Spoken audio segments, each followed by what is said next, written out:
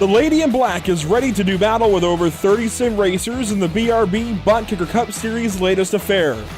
The Murtis Racing 250 brings us to Darlington County and to the oddly 1.36 mile egg-shaped oval that is NASCAR's most historic super speedway. The points game is getting tight with just a select few races to go before the chase begins, and the cut line battle stays tight as ever going into this, race 10 of 18. Welcome to Pit Stop TV in the virtual Darlington, South Carolina. My name is Andrew Cardinale IV. I've got Zach Murtis alongside, and it's a pleasure to join you for coverage of the BRB Buttkicker Cup Series. Tonight's coverage from Darlington is brought to you by the Buttkicker, by Ascendance Trucking, by Ideal Lease, by Sundance Pizza, and by Whiplash Sim Cams. Zach, thanks for joining me as always. It's a pleasure to have you here for these BRB Racing League Buttkicker Cup Series events, and this one is maybe the most special of them all for you. The Murtis Racing 250. Yes, your name is on it, and we come to a historic playground. It's going to be a lot of fun this evening. Yeah, it's the first time I've ever really sponsored a league racing event, and I'm super pumped for it. Couldn't miss this race, absolutely, even being down with a bit of a cold. But hey, we're here, we're ready to party, and it's Darlington Raceway. You mentioned, Andrew, that this track is one of NASCAR's last and oldest super speedways. So when Darlington was first built, ladies and gentlemen, it was considered a super speedway at the time. It's not the same length as your average super speedways of Daytona and Talladega, but the cars were not as fast as they were back then, as well as they are now. So they were mostly flat out majority of the time here at Darlington, and this was back during the day and age when it wasn't like it was, so there was less racing room overall, and they really did consider this racetrack a super speedway. And you know, it's roped in with a lot of the NASCAR crown jewels. It's like the Coca-Cola 600 or the Brickyard 400, but this racetrack is historic in its own right, and there's going to be a lot of drivers with beautiful paint schemes throwing it back that are going to come out of here with Darlington stripes. Going to be a lot of fun this evening here at Darlington Raceway. Let's take a look at those point standings coming into the evening. I talk about the points battle being tight right down at the cut line. Just 7 points separate Richard Wolsifer and Zachary King. Carl Pooler sits only 12 back. He has gained on that cut line. He was, I think, 29 back last week, so he picked up a whole bunch of points at Pocono. Scott Fritz has closed in a little bit on that cut line, but he still sits 20 back. Evan Batinko is looking pretty good. He's not too far out, but they're all going to have to take some kind of X-factor moment or take some kind of big leap in the next few weeks and get that extra oomph into the chase, because you can see on the other side, the left side of the screen, there's a lot of drivers starting to set their gap to that chase. And I would dare say Mason Hausman, Stephen Borbell, Johnny Wood Jr., Isaiah Sutherland are likely all locked in. Adam Buzzio, Dustin Stallings, Gray Walker on the very edge of being locked in. Brendan Maddox is close. Matthew Catania, he sits pretty close to being locked in. Even Jared Hughes. They've got big points gaps back to that chase line, that cut line. They don't have to worry too much. They can have a bad race even and be okay. Really, we're watching Dakota Camper and Richard Wolsifer as the drivers that could drop out of the chase at any point in time, and it's up to those few drivers on the outside looking in right now that are very close to that cut line to pounce on those moments, take those opportunities, and move their way in. Yeah, and I think there's a lot of similar scenarios from last season that we saw. We see guys like Evan Patinko. He's got pace, Andrew, and Evan has really stepped up his game lately, but he's still on the outside looking in. He's sitting 24 points out, so some stage points here would be absolutely crucial for him to point his way in. You've got Zachary Branfold, Jamie Plord. Those are guys that could get some solid stage points tonight and really close that gap to the cut line. I know Zachary King has got that win from Atlanta that he's been riding throughout this entire season, but I think now the pressure is starting to close in on getting that 51 car into the chase and really set him up for the season moving forward. And the season moving forward is very slim at this point. We're right up on that cut line of March 4th for the chase this season. It's February 4th. We're literally 4 weeks away. 28 days is all that remains between now and the beginning of the playoffs, the chase, at St. Louis on March the 4th. So time is ticking. It's just the month of February at this point for these guys to get in. Darlington, Daytona, IRP in Michigan. That's it before we go chase racing for the month of March and into April. That's really, you know what? That's going to be our own kind of March Madness. We got to get with the league and figure something out, because that's going to be a very, very wild month of racing for us. But you see, qualifying has begun. Mason Houseman right to the top of the board. We've got a lot of throwbacks to go through here this evening. Johnny Wood Jr. now to the top of the board. We're going to see a lot of old school paint schemes going real fast this evening. I'm not complaining. I don't know about you, Andrew, but this is probably one of my favorite nights out of the year. I love when NASCAR does their throwback weekend, and I love when drivers embrace the idea of the throwback, as Johnny Wood Jr. is going to wrap off a turn number 4. Bring it back to the start-finish line. Wow. Wow. He's just going to edge the 78 of Mason Houseman by 6/1000th of a second. These two have been the fastest two all season long. They continue that way. Dustin Stallings, fastest in practice, not quite fast enough in qualifying. He'll go 4th. Nicholas Renner goes 3rd. Brendan Maddox in the top 5 for now. He goes 5th quick. Eric Jensen will go 6th. And we're playing catch-up on the drivers that are getting their laps in. Gray Walker now goes 6th quick in the 25 car. We've got a big field tonight, Andrew, just over 30 cars, which is roughly about what these guys have had all season. And I love seeing a league that keeps their car count consistent majority of the season. They've had a lot of great drivers come in and out, and a lot of great drivers stuck around. I know you're probably particular to that number 18 car right there. Well, I'll tell you a secret about that in a moment, but Matthew Catania goes 3rd quick. Stephen Borbell goes 5th. Evan Batinko into the top 10. He will go 8th quick. Let's go down and get some of the cars that are just hitting the racetrack for the first time. Richard Wolfsfer, one of them. He's actually trying to get a second lap in. His first lap was invalid. Did not count for the 56 car. And is looking for something here on lap 2. Saw him slideways off of turn number 2. He's going to run it right to the wall. Bring it down. That's a lot of different aspects you're going to see with Darlington Raceway too, is drivers are either going to run the bottom in 4, they're either going to run the top, or they're going to diamond that corner. A 28.90 for Richard Wolfsfer. That's going to put him up in the 6th spot. You see Jamie Plord on the racetrack. He ran a 29.65 last time by. He's going to bring it back to the start-finish line, pull off a 29.14. That's going to be good enough to put him up inside the top 15, but he's not going to advance that much further up the running order. We got a minute and a half left in the qualifying, and Isaiah Sutherland is on the racetrack. There's a paint scheme I can get behind. Oh, yeah, the Jeff Gordon paint scheme, the throwback, of course, to the Rainbow Warrior days. And Sutherland, Isaiah Sutherland, will go 6th quick here in qualifying. Matthew Selby, one of the few cars left on the racetrack. He is in extra laps now in that number 46, and that's a paint scheme I can get behind as a Dale Earnhardt Jr. fan myself. Very much appreciate what's going on here between Selby and his teammates.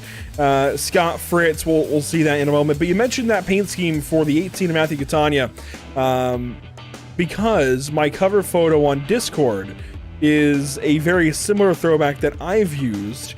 It's not the throwback paint scheme, it was simply that it was the number 4. I just had to find something with the 4 on it.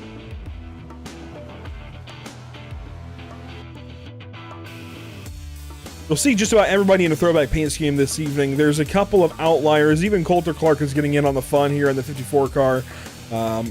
I can't quite tell what is on the car just yet. I have an inkling of what it might be. And yes, Los Pollos Hermanos. And that's an if you know kind of thing. I do not know. Well, we'll let you Google it and find out. But Robert Moyer Jr. in the pit lane with a Christopher Bell throwback. That's not too much of a throwback, but it'll count for this evening. And that will do it for us in qualifying. Now, before we get the show started, a couple of new things to go over. We're gonna, and this is for you viewers out there in the YouTube chat and Facebook and whatnot to keep in mind. We are going to keep a track of some of the incidents that happened tonight and take a look at this evening's lucky break of the day. So this is brought to you by Lucky Performance, and basically, if a driver has a lucky moment out there, we're going to shout that out. Hey, that might be the lucky break of the day. What we want you viewers to do is weigh in and say, hey, that's my lucky break of the day. That's what I think is lucky break of the day. That's what was lucky to me. That's what we want you viewers to do. We'll shout out some moments for sure, but we gotta get some help here. A little bit of help here from the viewers this evening. and moving forward as for the lucky break of the day. And then also the driver of the day, brought to you by the North American Racing League. Will take votes on YouTube as to who the driver of the day is later on in this broadcast. That being said, Zach, cars are on the grid and ready to go racing this evening. Let's meet the Murtis Racing 250 starting grid. On pole on the Lucky Performance starting grid, it's Johnny Wood Jr. in car 75. Mason Houseman in car 78 will roll off second. Starting third, it's Adam Buzzio on the inside in one throwback to a number 5 car. On the outside is another throwback to a number 5 car. Stephen Borbell rolls off from fourth. Starting fifth place, it's Matthew Catania in the 18. Isaiah Sutherland, that Jeff Gordon throwback, will roll off from sixth. Richard Wolsifer, a throwback to his dad's TA2 days. Happy birthday, Dad Wolsifer. It is your day. Happy birthday. Congratulations on one more trip around the sun. And congratulations on seeing your old paint scheme go around the racetrack this evening on that 56. Scott Fritz rolls off from the 8th position. Starting 9th will be Nicholas Renner. Starting 10th, Jared Hughes. Rolling on outside the top 10, you'll find Dustin Stallings and Brendan Maddox in the 11th and the 12th starting grid. And then 13th and 14th on the night, you'll find Evan Patinko and Gray Walker, two drivers looking to make sure they can point their way into the chase for the BRB Championship. 15th and 16th, you'll find Coulter Clark and Eric Jensen. And then 17th and 18th, you will find none other than, you'll find Matthew Selby and Zachary King starting in that 17th and 18th spot. 19th and 20th, though, you'll find Zachary Maddox, the other half of the Maddox brothers, and Jason Bottoms. Starting 21st, Cole Younger. 22nd, Jamie Plord. On back to row number 12, Carl Pooler and Cody Dorsey. In the 25th and 26th spots, Cole Lewis and Josh Anderson. To complete your top 30, Dakota Bly, Braxton Skinner, Robert Moyer, Sam Dyer. Then Patrick Hernandez and Zachary Brandvold bring up the final row. Let's take a look at your Whiplash SimCam's race details. It's a 180-lap race, 244.8 miles, 45 laps here in stage 1, 45 laps in stage number 2, 5 change sets, 80% fuel, fixed setups, no fast repair, and 3 green-white checkers are available. That's a look over everything you need to know about tonight's race. Let's just turn the music down, turn the engines up, and let these guys do their thing. Out of turn number 4 and to the Geico restart zone, we'll turn things over to the hands of Johnny Wood Jr. We are green in the Murtis Racing 250.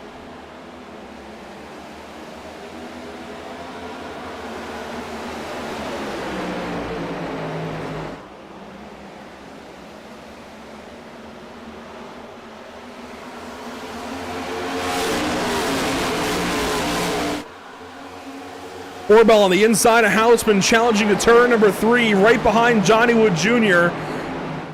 Borbell, one of 2 number 5 throwbacks on that second row that is able to advance. The other one falls back. That's Adam Buzzio. He will fall back to about the 6th spot on lap 1. We got multiple cars tagging the wall out of turn number 4 throughout the field. But as they roll on, side-by-side battle, that's Adam Buzzio to the inside of Richard Wolsifer. Wolsifer gets way sideways coming off of turn number 2. Cars spreading out behind. Buzzio's going to roll right around the top and say, "Thank you, sir. I'll happily take that spot." Adam Buzzio up to 6 as he tags the wall. Buzzio grabs the wall. I think Fritz got a piece of it as well. And there's some slow cars off the corner. One way down low. That looks to be maybe Jared Hughes, or who is that? That's Zachary King, maybe. Yes, that's Zachary King way down on the inside. He is very, very slow off of turn 4. He's still trying to roll back in with the pack. Side by side with Bottoms here, but he's going to stay way down low off the corner. Not sure if he's going to be taking that car to the pit lane, but we'll have to keep an eye on that. No damage, pit for repair flags reported just yet by any driver. So seems like we're all still clean and green here, Andrew. And again, racing to the completion of lap 45 here for stage number 1. Look at Wolsifer going purple. Seems like he's starting to figure something out on that race car.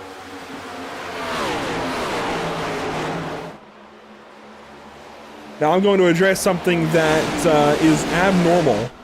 We're having a lot of frame lag here in the broadcast booth. And if we get a chance, we'll try and dial something back and work on that. This is abnormal.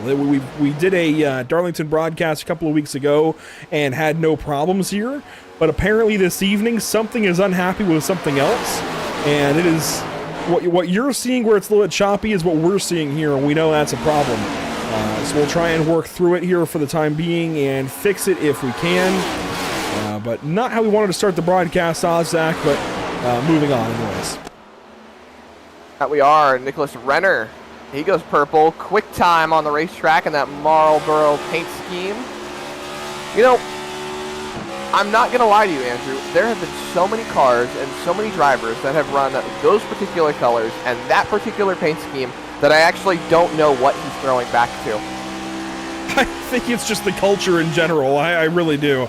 As you say, there have been so many iterations of that kind of paint scheme. I would have to guess it's just a throwback to that whole general idea. Now, here is a log jam right now. Scott Fritz on the outside, Dustin Stallings inside. Fritz going to knock the wall down off of turn number 2, Ooh, and that's going to slow up Eric Jensen in the 99. Scott Fritz, I can't imagine his steering is all that straight after that. I honestly am going to have to agree with you on that. See how he rolls down the straightaway here. Well, it looks pretty solid to me. Nothing really out of the ordinary when it comes to the steering wheel angle on that race car. Now, that's not to say that he doesn't have the offset or anything adjusted so that it looks that way, because with it being a fixed setup, you can still adjust that and it can still look a little different.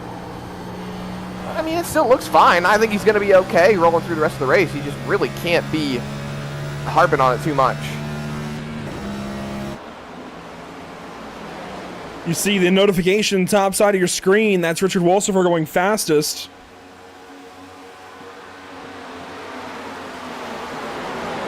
Setting his fast lap and fastest lap of the race by anybody. Right behind Adam Buzzio in that 5 car. Buzzio trucking along in the Ascendance Trucks number 5. He's at least got the number for it. Stephen Borbell had to modify his number. These throwbacks, they got so creative this season. Honestly, a nod to everybody who made one, got one made, is running one this evening. A lot of really good-looking race cars. And we have the one to Kyle Busch in the number 2 car. That's Stephen Borbell. The 2005 Kyle Busch throwback there. In that number 2. 2005, I believe. And then you have Adam Buzzio. These are the 2 5 cars I was talking about. There's one of them, Borbell. Flip back to Buzzio. He's got the number 4 at least.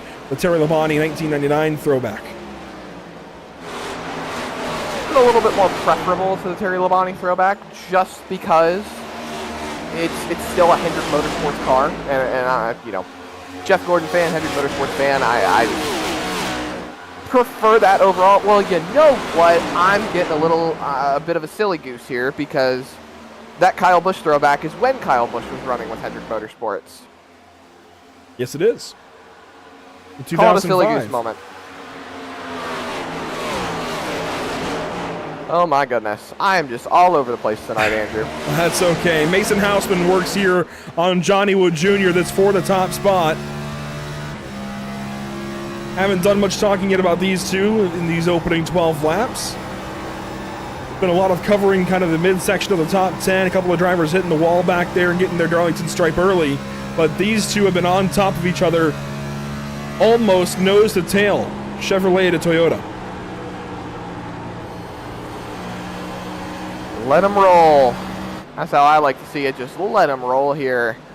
As they work off of turn number 4, you see all these guys single file racing.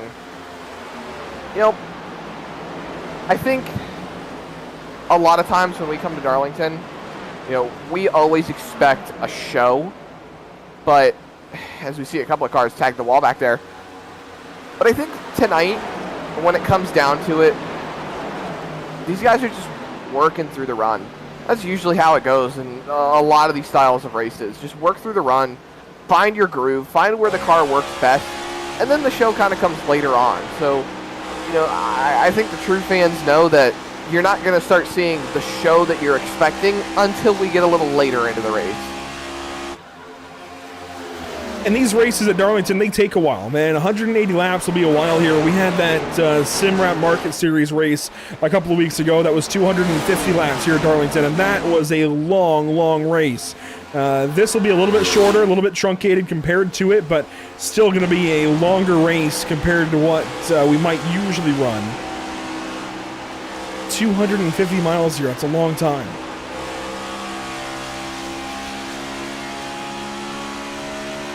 About half distance of a full-fledged Southern 500. So yeah, it's about 3 laps shy of being exactly half of a Southern 500. They run 367 laps here for a 500 miler. We're running 180 this evening. So 183 and a half would be exactly half. So we're right there on it. 244 miles. Houseman in the wall off of turn number 2. A little tag right there. More cars just tapping the wall every single time they come off turn number 2 or turn number 4. Catania's got a lot of right side damage. These dirt racers, they might not know what they were in for this evening, and I say that with love because they have been making a big adjustment this season from dirt over to asphalt and right into the cup car, which is so different from, you can take even one of these next gen cars are running on dirt technically, but you can take a normal NASCAR stock car and run it on dirt, and it's relatively close to what you'll see in a normal dirt car. Relatively being that it's a solid rear axle. You take an independent rear suspension car and take it around an oval as here comes Buzzy on the outside of Catania, and it's an experience all of its own, and that's what these NASCAR drivers have been learning for the last 4 years now, and what these guys at iRacing have become to grips with as well. It's a very different beast. It's so different from anything else you run. You can take a normal stock car running on dirt, it's the same generic formula. But this is just something completely different. We've been saying it for 4 years, we'll keep saying it all year long. And into the future as Renner carries Wolsifer into the corner, and Renner's gonna do a spin and hangs on to the race car. Good save there out of the 11 of Nicholas Renner. My goodness. That is worth a replay.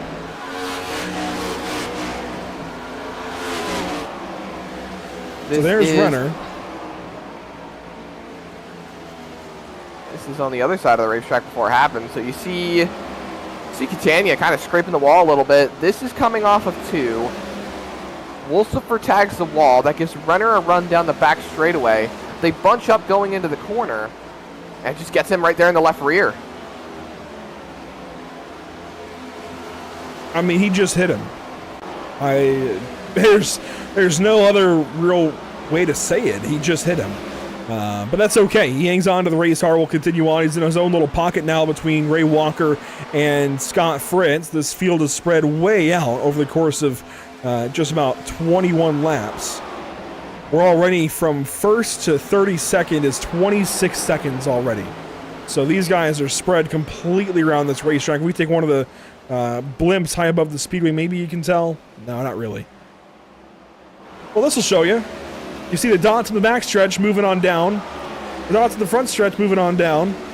There's cars everywhere. And we're only 20 laps in.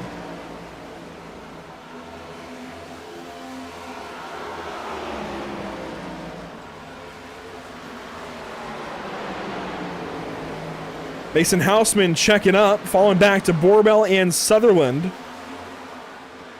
As our race leader is into some lap traffic in the form of, that's going to be Dakota Bly and Sam Dyer at the very back end of the field. So Johnny Wood Jr. already got a couple of lap cars to contend with.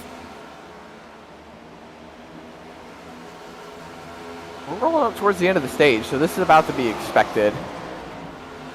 We're just halfway in the stage. Oh, Lord, I wasn't paying attention then. 45 lap stage. We are right past halfway through it. Dakota Bly gets the wall, goes down the racetrack, and will merge in behind these leaders. He's actually going to head down to pit lane, it looks like. But Houseman has got company. Here comes Borbell. Things shaping up a little bit. Sutherland's going to push that 2 car down the front straightaway. They get back single file racing. And now, Houseman's just tagging the wall every so often. That's going to give another run to the 2 car. Down to the inside, they squeeze, they spin. There goes the 2 to the inside. He will just hang on to the car. That's Stephen Borbell. with a nice piece of driving. And already something to consider for that lucky break of the day. That could have been smashed up in the inside wall. Lucky to hang on to the race car. That could have been far worse than it was.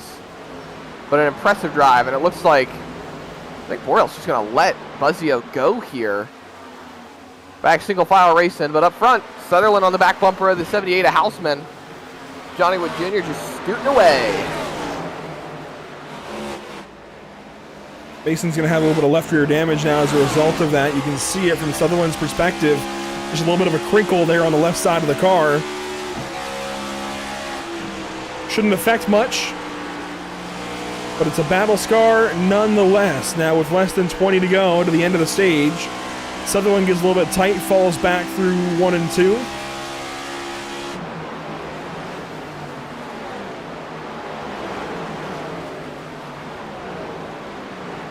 Sam Dyer right behind in the 35 car. And more lap cars up ahead, including Carl Pooler. Oh boy, this is not where he needs to be right now. No, it is not, especially considering his points. Look at that front end. That nose is pushed in. Almost like a V shape right there. Well, call it a U shape. Looking to the inside, Cole Lewis. He's going to let Johnny Wood Jr. go by. And I don't think Johnny Wood Jr. expected to be passing his Limitless Esports teammate.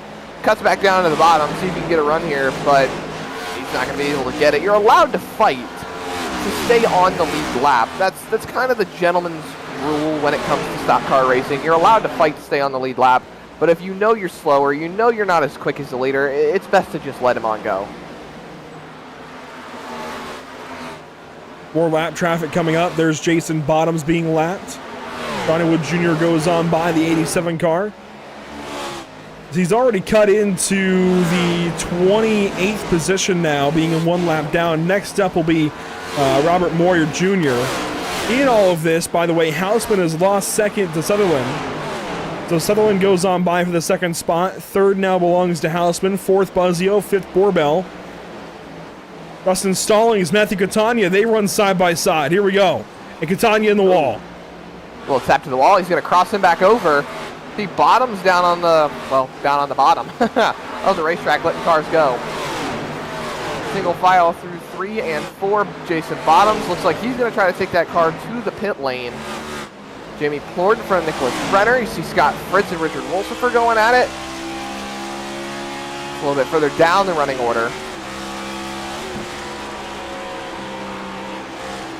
Fritz just making that pass. That'll be good for 11th. Scott Fritz has gotten the wall a lot already this race, but is starting to march back through the field a little bit as Wolsifer gets the wall there. A nice little ding to the outside. 15 laps to go in stage 1. And this field, I think, has met their match. A lot of drivers struggling with the racetrack right now. Handful of cars going a lap down early in this race, and this is one of those racetracks that'll do that. It'll spread the field out. It'll put a bunch of guys a lap down early. It takes a while to come to grips with the lady in black.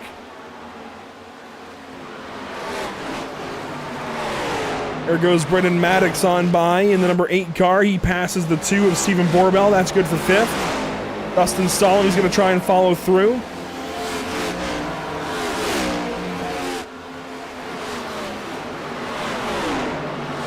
Now in turn number 1, slides up the racetrack. That's a classic Darlington move that we've all seen once or twice before, just throwing it in on the bottom line off of turn 1. Wow, that's a big hit for Borbell. But Stallings is going to set sail and chase down that 8 car Brendan Maddox. They all tap the wall going through 3 and 4. At this point, Andrew, you might as well just call it a competitive advantage and just keep tapping the wall because they're not really losing any ground to each other when they do it. It's a very fine line, and you got to walk it here, Darlington. Do you want to hit that wall? Yes, you can get a little bit of a boost sometimes and keep your car moving the right direction, but sometimes you hit it just a little bit too hard and you break something. So it's a very fine line, but you'll see these drivers walk it all night long. As here's the onboard with Jared Hughes following Matthew Catania and just ahead of Gray Walker. This is 8th, 9th, and 10th on the racetrack. There you see yellow, green, and red, each different car in this battle.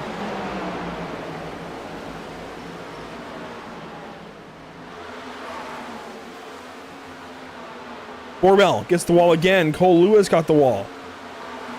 Cole Lewis is a lap down in that 52 car.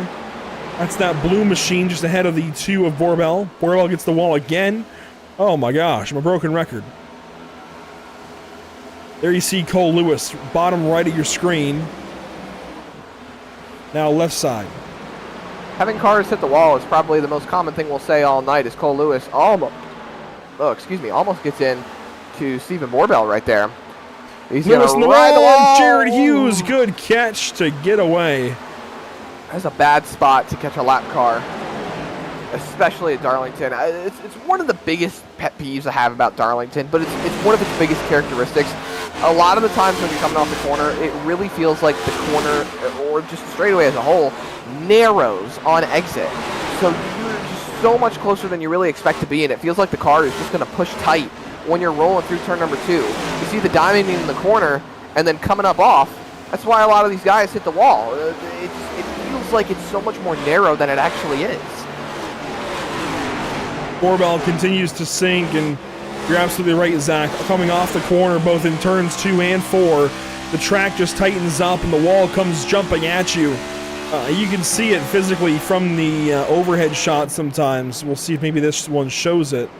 Shot to the back of the 2 car. Gray Walker gives Borbell a shot through 1 and 2. He tagged the wall. You can just see what I was talking about there if you're paying very close attention. It's tough to see as Jared Hughes gets into the 18 of Matthew Catania just ahead of these guys. There's battles all through the top 10. Brendan Maddox, Dustin Stallings, they were fighting for a second. The only place that it's calmed down, very out front. Johnny Wood Jr. with the race lead here by about a second over Isaiah Sutherland. He's got a second back to the 24, a second and a half back to the 78, 4.5 now, almost 5 seconds back to the 5, and about 7.5 seconds back to Maddox in the 8. Relatively tame out in front for Johnny Wood Jr. The excitement's off the back, and I mean, Walsifer is down to 15th. He's dropping like a rock. Started inside the top 10. Selby gets that spot away from the 56 of Wolsifer. Selby's another car to watch when he's trying to make his run into the chase. So we ride on board now with Jamie Plord. And that racer's for Christ Chevrolet. He's sitting right behind Scott Fritz and Stephen Borbell, who has fallen just to the edge of the top 10. They've come up on Carl Pooler as a lap car, and I assumed he was going to tag the wall right there, and Borbell's going to have to jump out of line, get to the inside of that 71 car, and I think Scott Fritz sees that it's going to happen, and he's going to try to move on past that 71, who continues to tap the wall. Jamie Plord's going to roll in and maybe make it 3 wide. He knows better. That he does. Stays single file. Fighting up front, Gray Walker to the inside of Matthew Catania. What's with the wall? They're going to hit the wall. And Catania is not happy. Saw him shoot right back down the racetrack. Gray Walker just bodied the 18 there. If he was any further in front, that 25 was going head on into the wall. Yeah, I think he was expecting Catania to lift, or maybe expecting the car to stick a little more, but I'm not really sure, but that was not it from Gray Walker. It's a bad mentality to have, expecting cars to lift for you. Scott Fritz, Stephen Borbell fighting for 10th. This is the final spot in the top 10, final spot for stage points. Johnny Wood Jr. is going to make it 2 laps to go in the stage right about now. Yep, there it is. 2 laps to go, and these guys are fighting for the final stage spot. Borbell on the outside, Fritz on that inside line. Seeing what ground he can make up, he gets clear of the 2. Jamie Plord's going to fall in as Borbell smacks the wall into 1. That puts the 38 up to 11th. Now the fight for the stage point falls to the 38 and the 48. But it looks like Scott Fritz kind of has that on lock for the most part. White flag in the air for the stage. Johnny Wood Jr., one more trip around the Darlington Raceway here. A lot of his competitors have been hitting the wall, knocking it down around the racetrack. using it maybe to help them, hitting it when they overstep the edge. He has got a clean right side of that Chevrolet Camaro. He'll work through turns 3 and 4 here. And driver number 75 has got himself another stage win this season, this one at Darlington. And the caution has been thrown by Race Control. Sutherland, Houseman, Buzzio, Maddox through top 5. Then it's Stallings. Jared Hughes gets Dustin Stallings at the line. Gonna have to wait and see on that one because I think Stallings had Hughes under the caution flag, but then it's Walker, Catania, and Scott Fritz, your top 10 for this stage.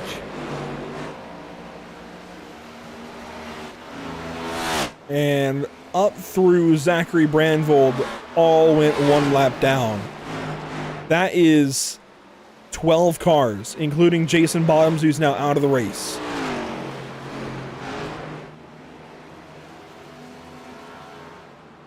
So only the top 20 remained on the lead lap. And that is the first stage here at Darlington. Like Hughes is going to keep that spot over Dustin Stallings. After the drivers cycle through, it's time for pit stops. Got a couple of cars staying on the racetrack, getting a wave around so they can hopefully get back on the lead lap, one of them being the free pass car. So that's going to be Zachary Brandvold in that Carl Edwards throwback, taking the free pass. Those other drivers will try to get a wave around maybe and pit in the beginning of stage 2 possibly. If it doesn't work out for them, they'll try and hope for a caution. But here comes everybody else into the pit lane. Everybody looking for 4 tires and fuel, and boy, is it going to be important to get those 4 tires. See Hausman slide into his box. Johnny Wood Jr. right in front of him. There's Buzzio, Catania. Stephen Borbell makes it to his box. The race off pit road is going to be tight. Hausman, Johnny Wood Jr., Isaiah Sutherland's out and away to the line. That'll be Johnny Wood Jr. winning the race off pit road. Isaiah Sutherland, Mason Hausman. They'll fall in for your top 3. There's Jamie Ford, Matthew Catania, Jared Hughes in that Joe Gibbs Racing throwback, that Interstate Batteries racing machine. That's Bobby Labonte throwback, if I'm not mistaken. Believe so, but here we go. Extra pit time for a couple of cars from Next Level Racing. The 5 of Buzzio, the 2 of Borbell. Was going to mention Borbell in the running so far for our lucky performance, lucky break of the day, but this isn't so lucky, staying in the pit lane for extra time to get that damage repaired. That is not where you want to be at the first caution of the night. Let's dial up our Stage 1 winner. That will, of course, be Limitless Esports driver Johnny Wood Jr. So with the first stage win of the night, another on the season. Johnny, how's the car feel? Feels pretty good. You kind of, sorry, a lot of chat going on. Feels pretty good. You just, you can't outdrive it. You let it float. Don't pull it to the left too hard through the corners. I mean, you don't want to burn your stuff up. Save. So. Where a lot of cars are getting the wall, what's your secret to staying off of it? Oh, just be very careful on entry. That's it. Just don't overdrive your entry. Let it roll. Just let the car float through the corner. Let it do the work. He's led every lap so far this evening. Congratulations on the stage win here, Johnny. Yeah, thank you. Right back into the team channel, into the Geico restart zone we go. Johnny Wood Jr. going to lead us back to the green flag. And we are back green at Darlington Raceway.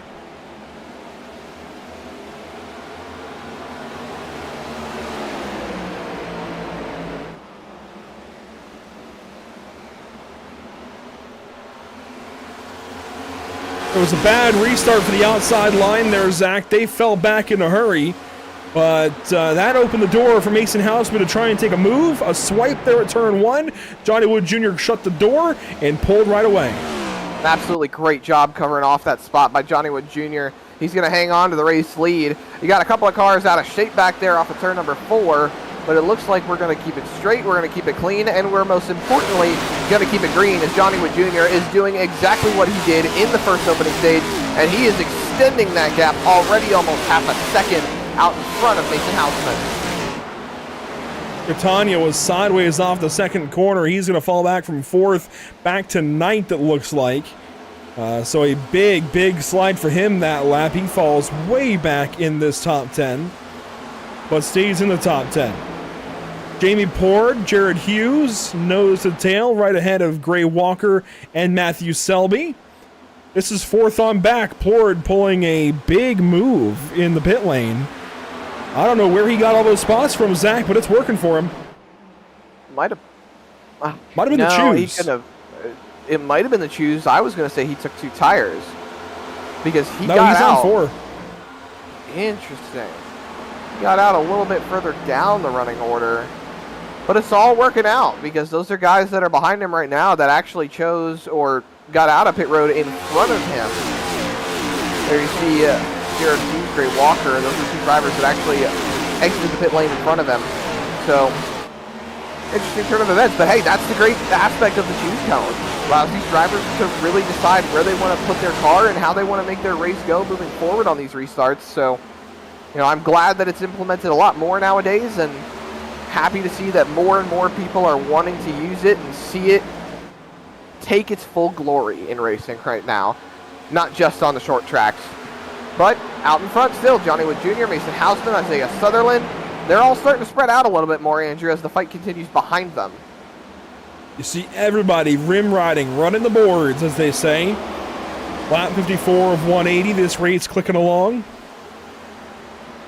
That's the other thing about Darlington, is oftentimes you find a group of drivers that can run this place and respect it, even if they have a little bit of trouble going and turning the fastest laps of the day. They can run laps around here and be a cohesive group and just everybody run single file, run their own race. And maybe I'm going to jinx it, so I will knock on wood. But so far, so good. It's been a really good race just watching these guys come to grips with the racetrack and do their best to attack it and get out of here alive. You're not wrong. One thing that actually crossed my mind as we're clicking off laps, a couple of cars smacked the wall there. Richard Wolsifer, that's some big damage on the right front of that racing machine. But one thing that I was just thinking about is you see it a lot in some of the classical cartoons when it comes to racing, whether it be, you know, cartoons or live action or anything like that. And you see it a lot of days with most of the racetracks starting to bring it back. The red and white walls that you see on the outside of a lot of these racetracks. You see it here at Darlington.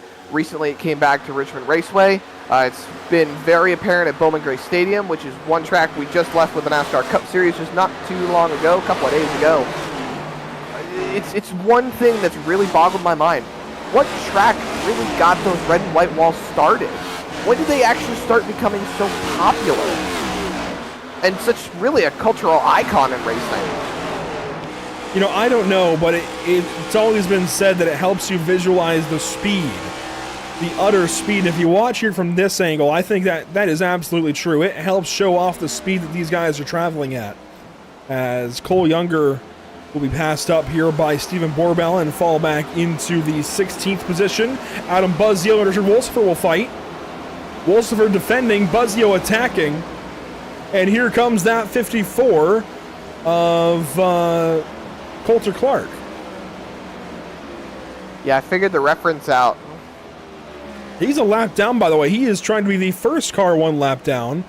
There is Coulter Clark from Accelerate Racing. The Los Pollos Hermanos, number 54. Gets the wall.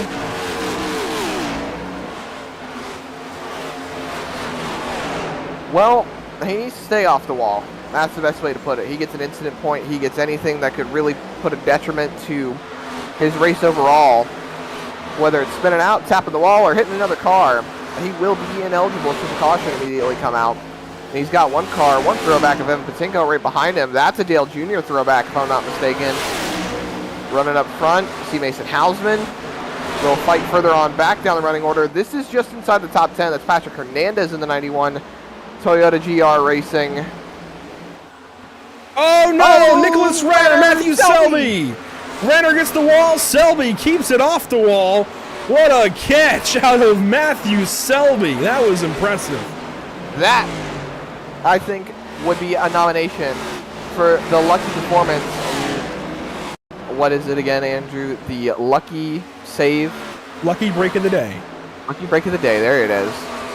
Whether it be for Renner or for Selby, you could make a case for both.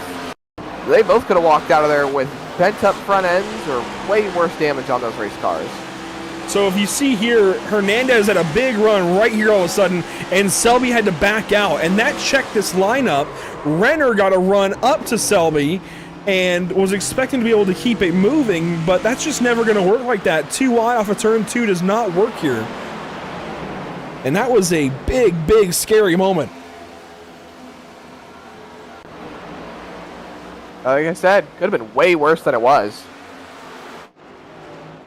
Race leaders separated by a couple of tenths. They are now racing to lap 90, so within 30 to go here in stage number 2. They don't have to pit in these opening stages. They will have to pit once in stage number 3. Tell ya, Mason Hausman is a lot closer to Johnny Wood Jr.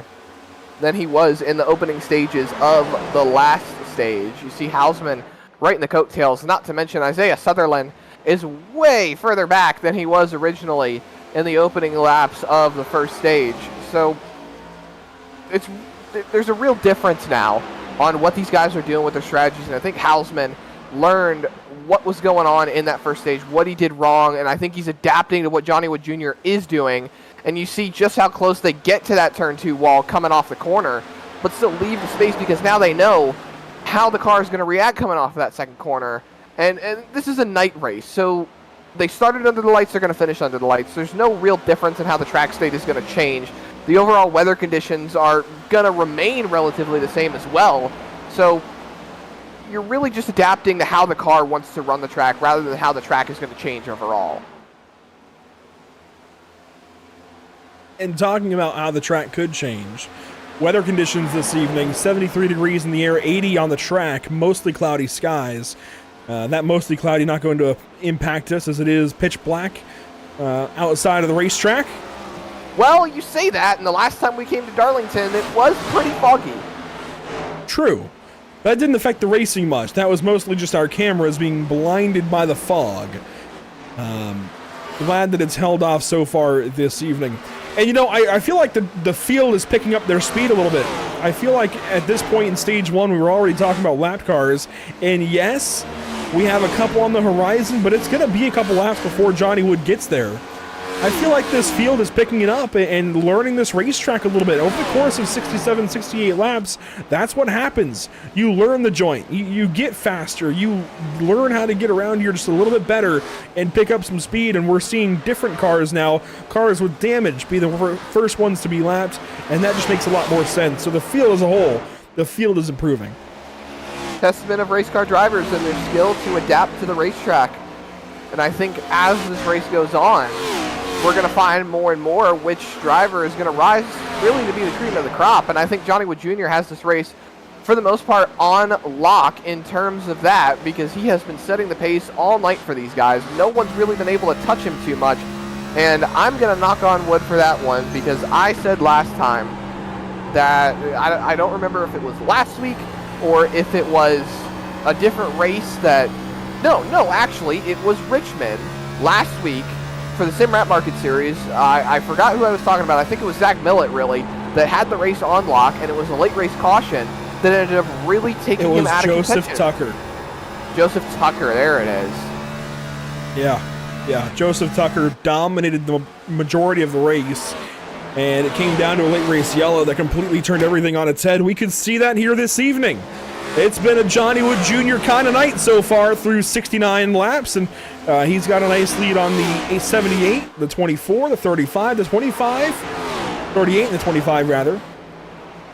And he's about to put Dakota Bly one more lap down. Bly already a lap down. Oh, right in front of the leader. That was scary. He'll fall 2 laps down.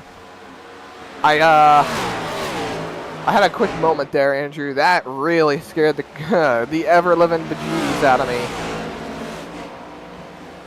But the racetrack is, for the most part, clear up in front. The next car ahead is rolling out of turn number 2 as these drivers are entering turn number 1. So they've got a little bit of ways to go before they hit that next lap car. Mason Hausman's fallen away a little bit further, and Sutherland is starting to reel these guys in. He was a 1.5 seconds back not too many laps ago. Now he's about 1.2 seconds back, so he's closed that gap just a little bit as this race has gone on. He's clicking off laps that are closing him in on Mason Hausman, and you just got to think about it, Andrew. Can he take that 24 car up to the front? And the number 24 has a storied history here at Darlington Speedway. It does. Jeff Gordon's won here many a time. 7 Southern 500s. It's going to take Not a lot of though. drivers are able to do that. It's going to take a lot, though, to upset that 75 out front. And the 78 that is sitting between the 24 and the 75. We're seeing a lot of difference between these 3 drivers, though, Andrew. Look at Johnny Wood Jr. Look at him going into the corner. He rides it up, takes it to the wall. You saw Hausman took a wider entry and didn't go all the way to the white line. And he's not doing it at all out of turn number 2. And I feel like Sutherland is kind of following Hausman for the most part. And then watch Johnny Wood Jr. He's all the way up there. He rides right to the wall. He stays close to the wall. He cuts down to the white line. Hausman stays in that second groove, whereas Sutherland goes down into that first groove. Doesn't go all the way to the white line, though. I have a replay coming at you of the 91. Patrick Hernandez slamming into the inside wall. He was running inside the top 10 for a little while. I saw one car slow on the inside from the onboard with Isaiah Sutherland and knew that something must have gone awry. Watch the 91 get the wall there, and Stallings just gets into him, and oh my. No caution. He's off the racing surface. The track is clear by race control standards, so they will keep it green. One more look at it. This is a satisfying camera. Until right here. The crunch. Never want that.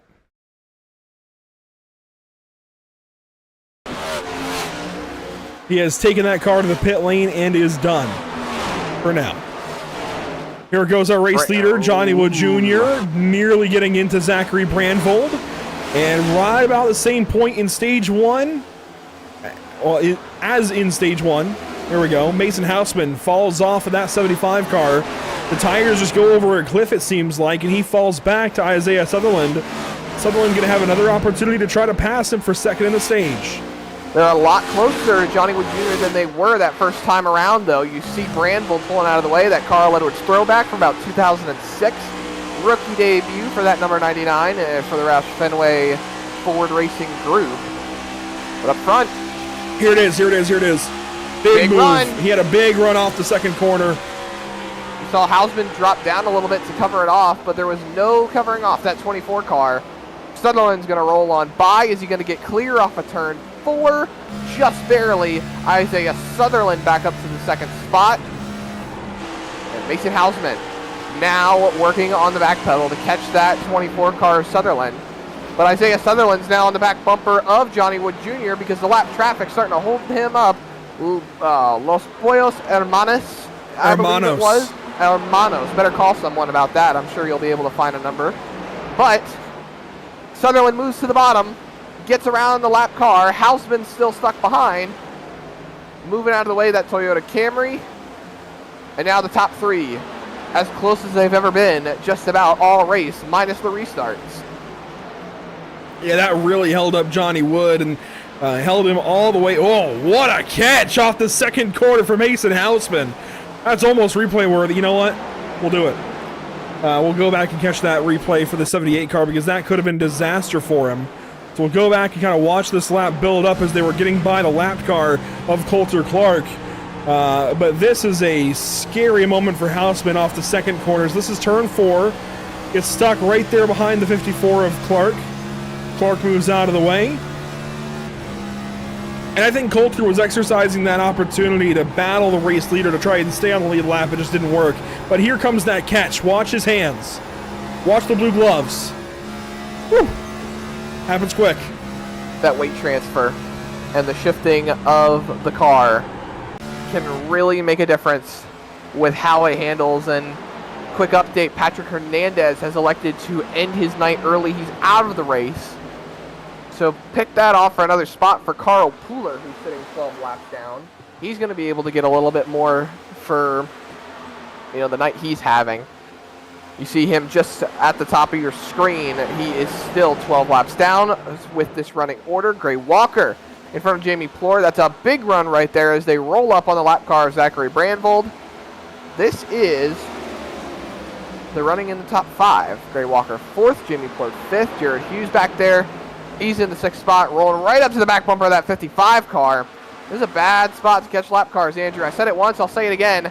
Off of turn 2, Brandvold moves down. I don't think Walker was expecting it. Now we got a fight going into 3. And that was a teammate as well. Walker trying to get by Brandvold. They were teammates. They are teammates, rather. And that holds the 25 up. Falls right back to Plourd's grasp. Plourd just lost his position. Would like to get it back, but here comes Jared Hughes and the metallic number 8. Almost at 18. The 98. It is modeled after Bobby Labonte's number 18 car, but anyhow, they all get the wall off the corner. Big taps right there for a lot of those guys.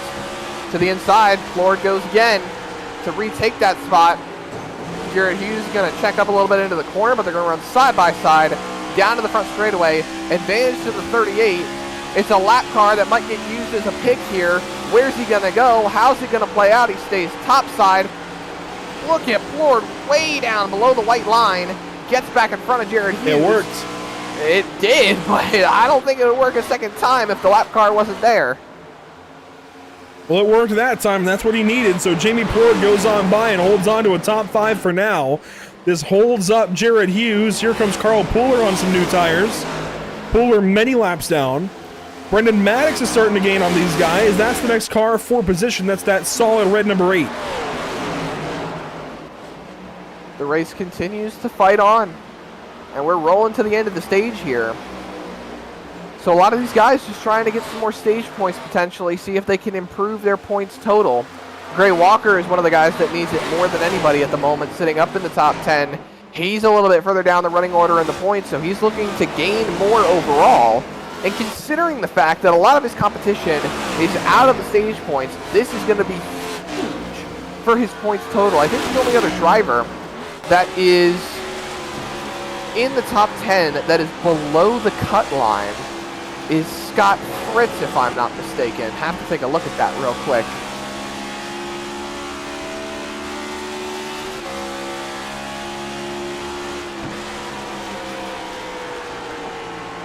Watching on board of that on Buzzio. Buzzio trying to roll around Scott Fritz. Can't do it there. Borbell's gotten held up. He is right alongside of Dustin Stallings now. These two side by side into the first corner. Stallings takes it on the inside. That is good for 8th position. Borbell falls back to 9th. Fritz in 10th. Buzzio in 11th.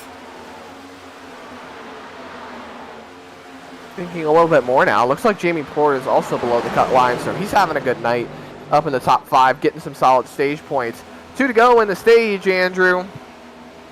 These guys are just trying to sort these battles out. Buzzio gets a little loose there off the corner.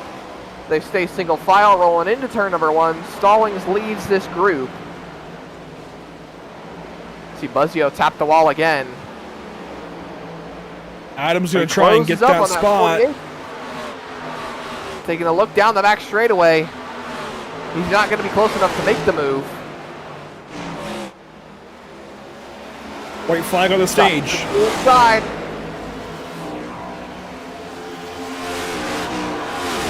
Fritz moves back in behind Borbell. Buzzio staying right in line. They'll work through turns 1 and 2 here. Is there an opportunity for Buzzio off the corner? The answer is no, that's not going to present itself. So out front, here comes Johnny Wood Jr. to take another stage win on the evening. Caution immediately, and that will end stage number 2. That means we'll be talking with Isaiah Sutherland here as he goes second in each of these stages.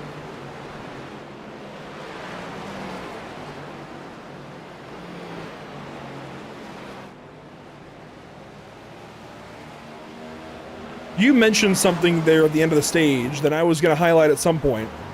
Ray Walker, Jamie Plord, Jared Hughes, Brendan Maddox even, Scott Fritz, some names that you don't always see in the top 10 up here in the top 10 in this race. Plord, I think, is the biggest of them as far as not usually in the top 10, but is tonight.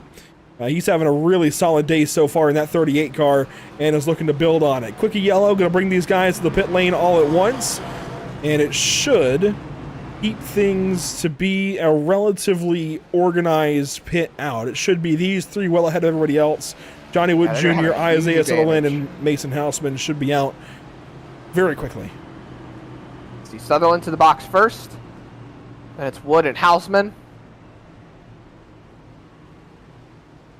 They go up on the jack relatively at the same time. Talk about synchronized pit stops. They're up on the jacks at the same time. Sutherland's down. He's out and away. Is he going to beat that 75 car out? No, but he got the 78. That's going to hold spot just about what he was coming out of the pit lane. I wonder if he sped up a little bit to get that 75. Hughes will be off the pit lane fourth.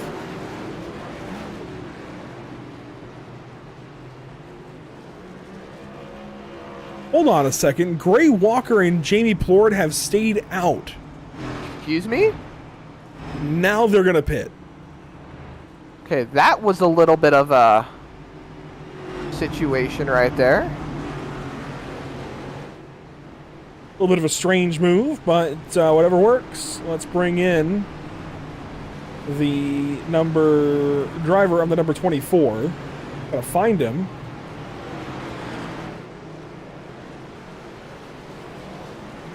I think this is him. I think he's on a new Discord account, so we'll grab him. And I just want to check first, since there's a new Discord account happening here. Is this Isaiah? Yeah, I got hacked today, and they almost got every single thing from me, even my Discord, so that's why this one is new. But it's me. Well, we hate that for you, but we love what we've been seeing on the racetrack. Second in each of the stages, going to line up third here. How's the car feel? It feels great. I'm just happy to be this far into a race. You know, the past 3 weeks I've gotten wrecked out. So, yeah, I'm just excited to be this far into a race. And win or not, I just want to finish. So, car feels good. The traffic is spreading out. And just a good old school Darlington race. So, having a good time tonight so far. Trying to turn that luck around, an old school Darlington race. I like the sound of it. That is the Tennessee Outlaw, the king of the concrete, Isaiah Sutherland. Best of luck here. Thank you. Into the Geico restart zone we go, and just like that, we are back green with a very disjointed restart in the rear.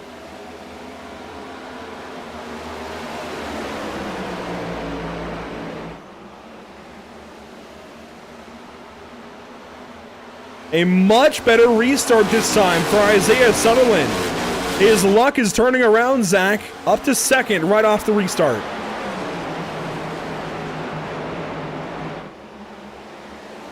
Rolling out of turn number 4. Johnny Wood Jr. showing us just about everything we've seen today when it comes to him getting that lead. Quite extended, actually, after the first lap. He's up to half a second already off the restart. Sutherland now has to hold off Mason Houseman. A bunch of cars tapping the wall back there, Andrew.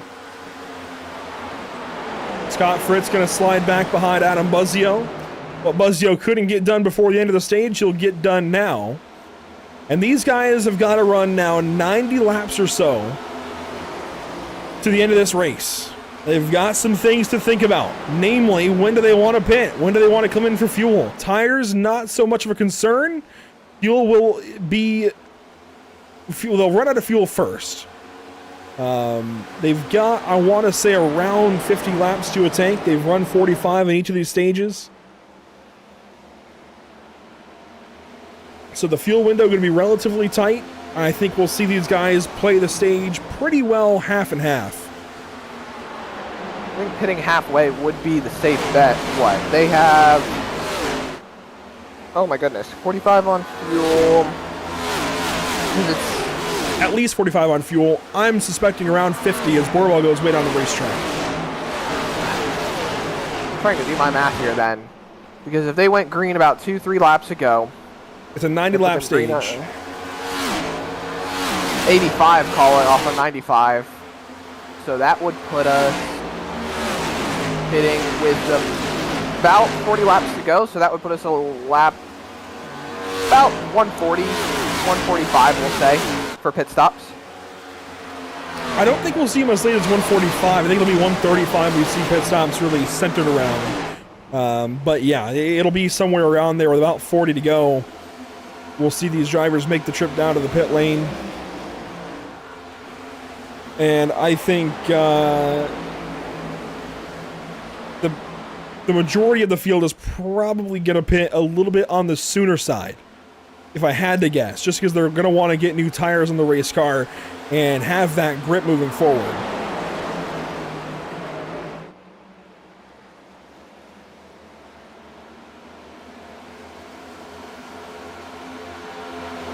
I want to thank our partners this evening here at Pit Stop TV. First off, with the series, the Buttkicker, Ascendance Trucks, Idea Lease, and Sundance Pizza, each doing so much for us here on lap 100 of 180. Making sure that we can get to and from the virtual racetrack every week with this BRB Buttkicker Cup Series and have a bunch of fun doing it. We also want to thank Whiplash SimCams, ATVO, CC's Business, Cody Williams Design, Lucky Performance, and now the North American Racing League. All being valued partners here of Pit Stop TV.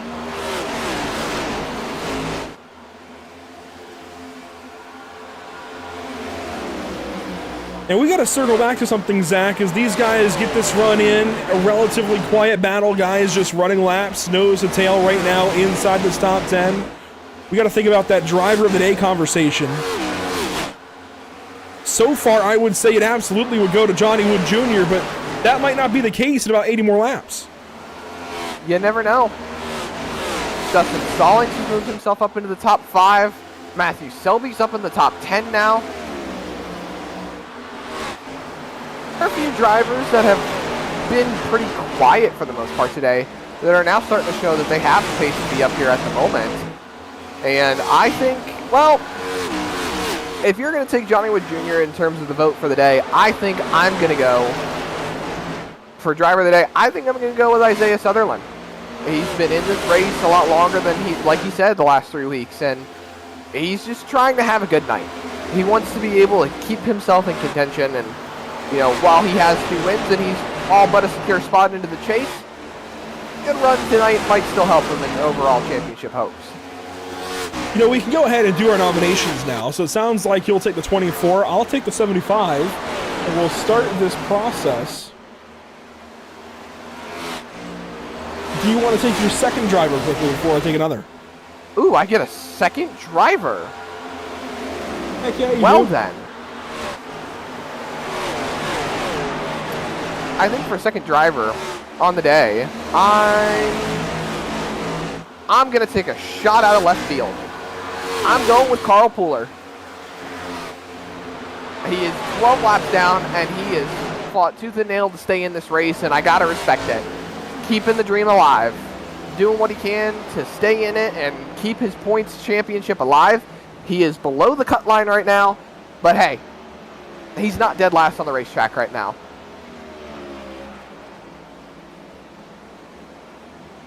That's Carl Pooler being nominated, and you know, if I had to look through and find another driver that maybe isn't always up here, Mason Houseman, he's going to win some driver of the day nominations for sure. I'm not worried about him today. But if I look at the top 10 or so, or look at somebody maybe that isn't always going to be up here, isn't always going to have this kind of nomination, this kind of opportunity, I think I'm going to look the way of Jared Hughes, who runs in 5th right now. Well, make that 6th, right behind Adam Buzzio, his teammate. Hughes is having a really solid night, keeping the car clean. I don't see much damage, if any, to that number 98. Yeah, I don't see any damage to that 98 car at all. He's tapped the wall a couple of times. Take a look at that right side, Andrew.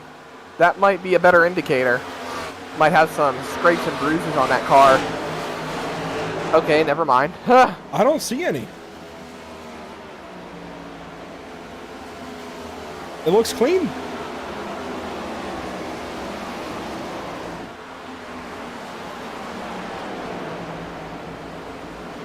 Well, I feel like it's worth noting. You just called it. Mason Houseman's probably going to get nominated for a lot of Driver of the Day moments throughout the rest of the season. You know, that makes me think to a time in NASCAR history as he's here going for second on Isaiah Sutherland, very close off of turn number 4. I don't remember what specific race it was, and I think it was back in the 70s or the 80s, that I think it was Jeff Bodine or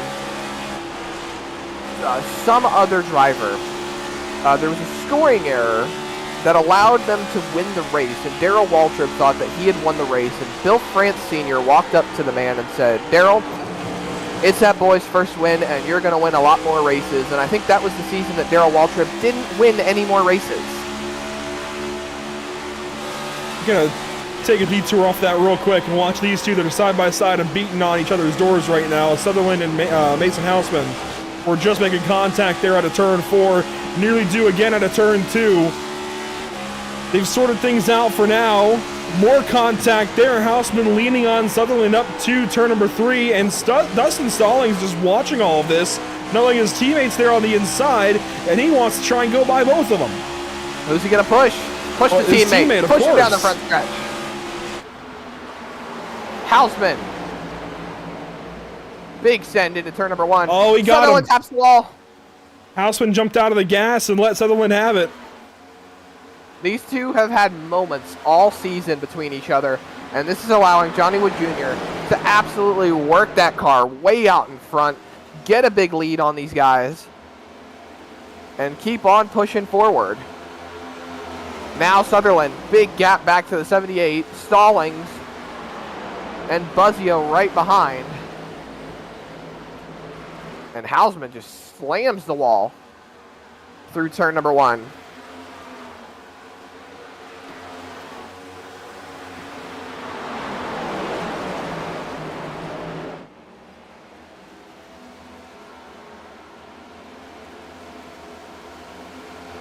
Getting closer and closer to pit stops. These guys have run about 20 laps now. They've got about 20 to 25 more, maybe 50, maybe 30 even before we see these drivers pit. Oh, look at this battle. Jamie Plord, Richard Wolsifer. On the outside is Wolsifer, on the inside is Plord. Plord falls back. Here comes Gray Walker on the outside, and Robert Moyer Jr. will fill that hole as well. He's on the lead lap. And Moyer goes right on by Plord. So that good run that Plord was having is out the window as there is a caution. And this will slow everything down.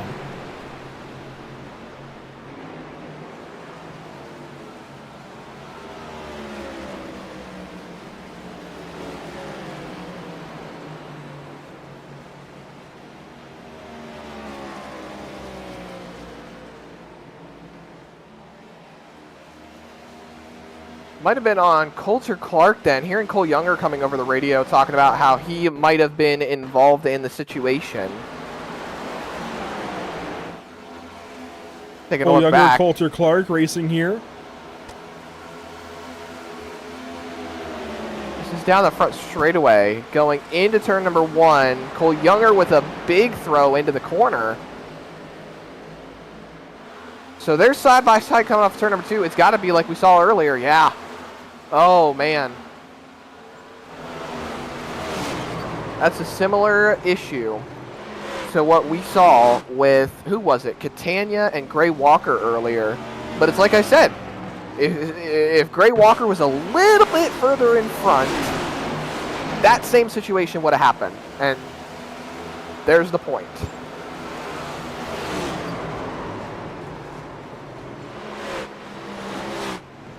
You just can't go too wide off of turn 2. What did I say earlier? It just doesn't work. And right here it doesn't work. Younger on the inside. Pushes up. Pushes the 54 into the wall. And they're both going to be worse off for it. That just doesn't work. And that's something you'll learn. I hate to keep harping on these guys.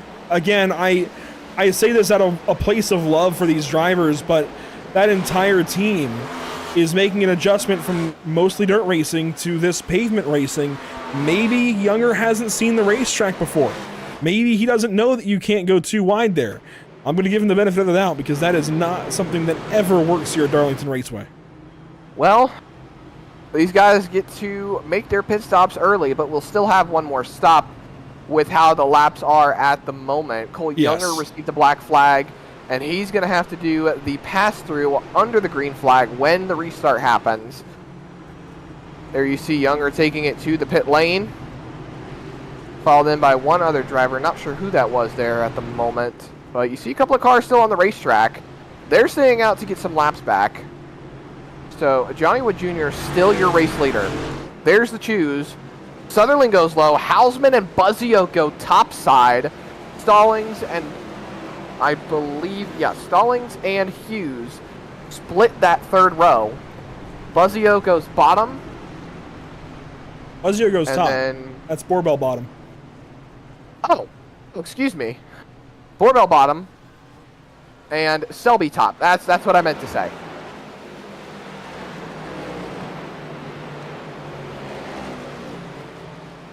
We're going to work on a fix real quick in the background to try and mitigate what we're having this evening. Since we've got just a moment here where we can do so.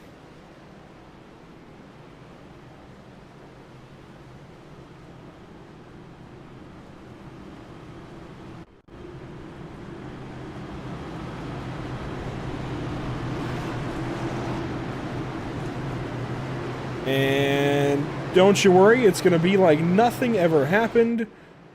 Be coming right back to you with the restart here off of turn number 4 into the Geico restart zone. Johnny Wood Jr., Mason Hausman, green flag, back out here at Darlington.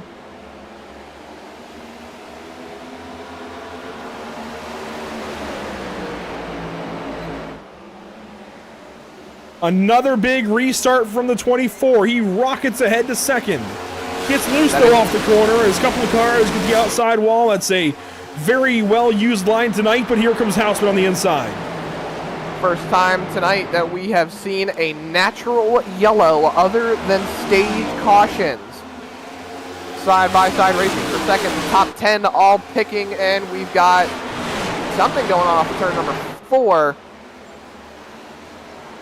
Something happened back there, but it looks like we're going to stay green. Hausman just squeezed Sutherland into the wall again. Hausman got loose. Sutherland has the spot. Hausman's going to fall back here. All the way back to about 5th.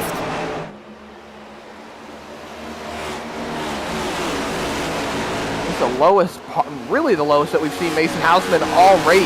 It is.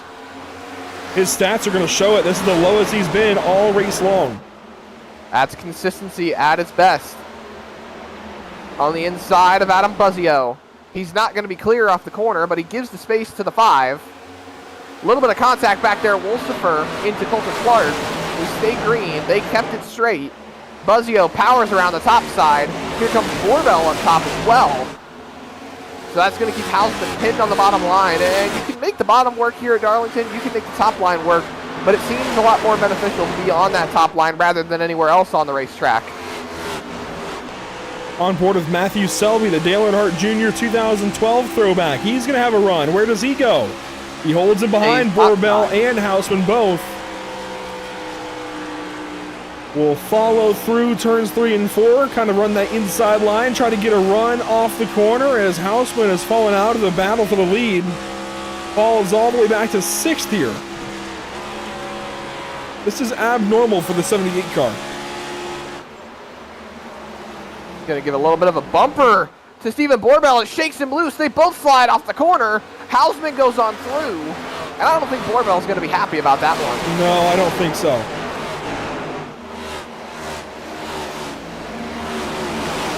Here comes Jamie Port on the outside. Where did he come from? He's back into the top 10. Matthew Catania falls out of line a little bit, gets back in, right behind the 2.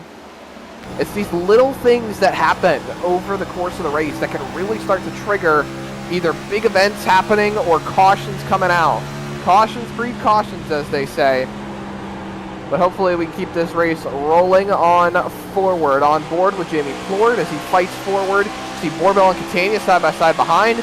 They'll fall back in single file.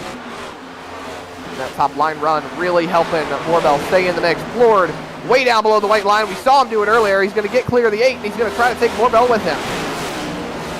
Brendan Maddox blindsided by that big hit to the wall, and Maddox is going to fight 3 wide now, still on the outside of Catania and Boorbell. Catania sends a big time. Whoa, what a straightaway in corner number 3 there. They all hang on. Here comes Renner. Nothing changes all throughout those positions, but look at the damage on the right front of that 8 for Brendan Maddox. That's going to be a big hindrance for the rest of his race, even on the left front too.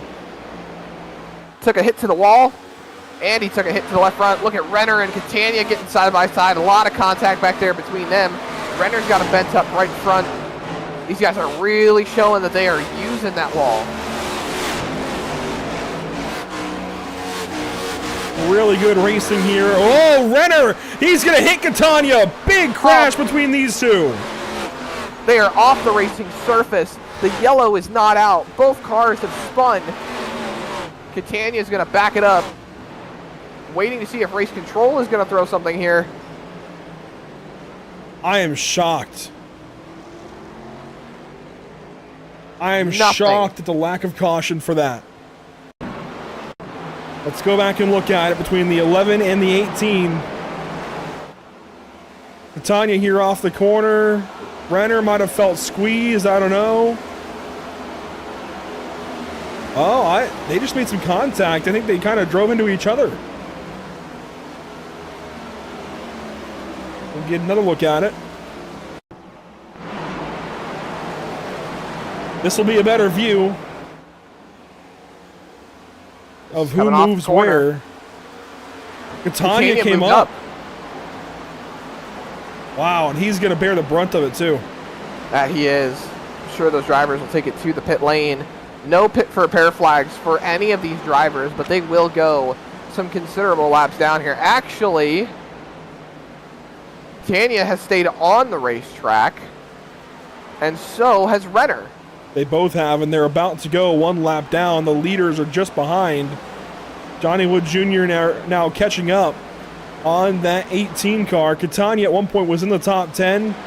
Knocks the wall down there. He's going to have to let these leaders go by. Sending on through Johnny Wood Jr.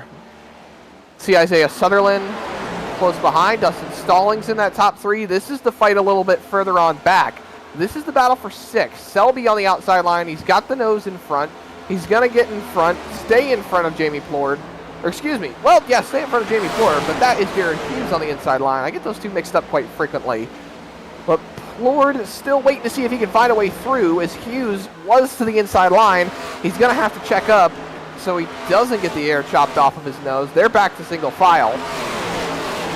We've got just over 50 laps to go. 51 at the line for Johnny Wood Jr. Should be 50 to go here. I think Johnny just crossed the line. No, still 51. No, 50. I was right.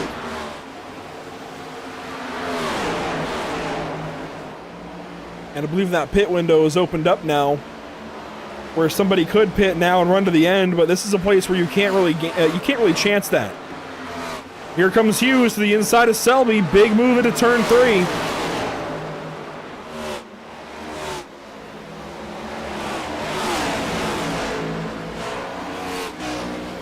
Catania gets down and out of the way of these guys. Of course, he knows his situation now. He does nearly get up into Boorbell, who runs 10th. But everybody playing nice now.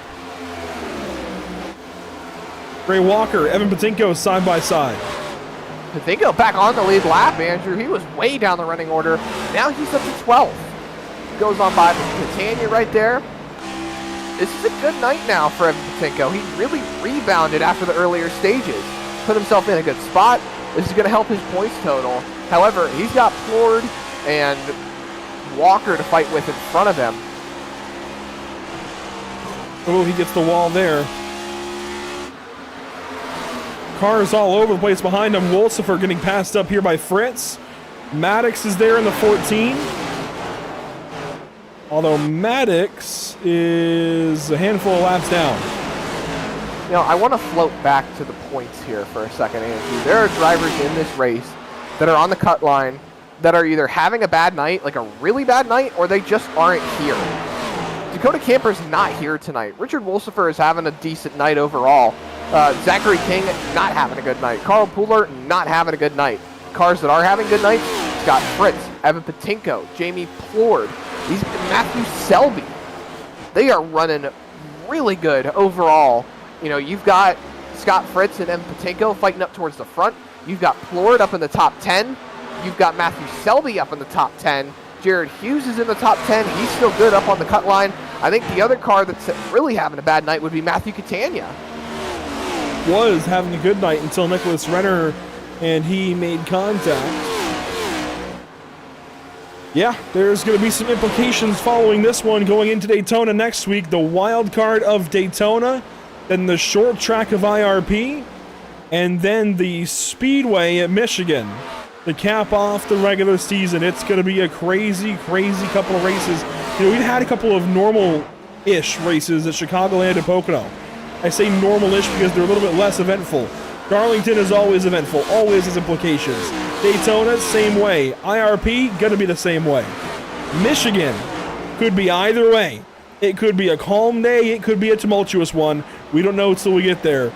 And that is going to be a very important race, obviously, but it's going to be that much more important because of the implications going in and what could or could not be for so many drivers. We work lap 137 here of 180. The top three have spread out a little bit. It's Johnny Wood Jr., Isaiah Sutherland, and Dustin Stallings. Adam Buzzio runs fourth. Mason Houseman runs fifth. And to update you all, so far on the YouTube vote for driver of the day, so far, we're going to put Johnny Wood Jr. in the box because he's leading the vote, but there is no clear winner. In fact, they are tied between Wood, Sutherland, and Pooler, so we need your votes. If you're watching on YouTube, even if you're watching on a TV, get in there on your phone, vote real quick. Let us know who you feel should be today's North American Racing League driver of the day here in the BRB Racing League. I'll tell you what, Zach, you picked a good race to sponsor. The Murtis Racing 250 has been a solid one so far, and it's going to be that way the next 40 laps or so. Well, I wanted to sponsor Rockingham, but that was taken. Felt like a North Carolina track would be best suitable, so considering, you know, local race car driver in the North Carolina area. But close second was our sister state, South Carolina. And I know you and I have been to this racetrack before, and we've had a number of good times here at this racetrack. I think that was the first time that I actually got a chance to do some photography. You let me take your photo, your camera, take a couple of photos of cars rolling through turn number 3. They weren't the best photos in the world, but they weren't bad if I do say so myself. Yeah, I remember that. I remember that night vividly, and Trey Patton was there. He's done some work with us here at Pit Stop TV. We like him. Why can't I think of his name? Sean was there, wasn't he? Sean Lester. Yes, driver here in the series. Hasn't run in a few races, but Sean Lester was there.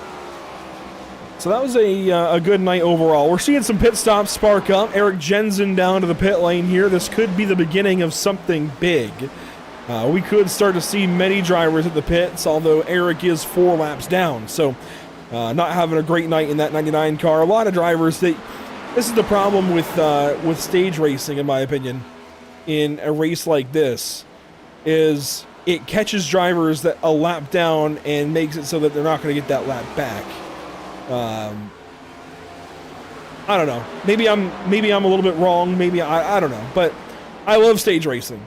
It just doesn't quite work sometimes when you have these long green flag races and you catch a driver a lap down and make their race worse by putting them in the back of the line. No chance to race back up for it. We've done that now to a couple of rounds of drivers through stages 1 and 2 because Zachary King is 2 laps down, Zachary Brandvold's 2 laps down, Coulter Clark is 2 laps down, Cole Younger is 2 laps down. That's 1 for each stage. Then you have Sam Dyer and Cody Dorsey 3 laps down. One of their stages didn't go so great. And then Cole Lewis, Eric Jensen, Dakota Bly, they're 4 and 5 laps down. They've just had rough nights overall. So it's unfortunate that we're seeing so many drivers run that lap down. But it's a driver racetrack, Zach. We talk about Darlington all the time. This is what it does. It separates the field, strings it out, and gives you a more spread out race where you have little pockets of battles, such as what we're seeing here for fourth. Sometimes you walk into Darlington looking to take a bite out of the lady in black, and sometimes the lady in black takes a bite out of you. Mason Houseman going to grab fourth. We're coming up on 35 to go. This is initially when we would have expected those pit stops.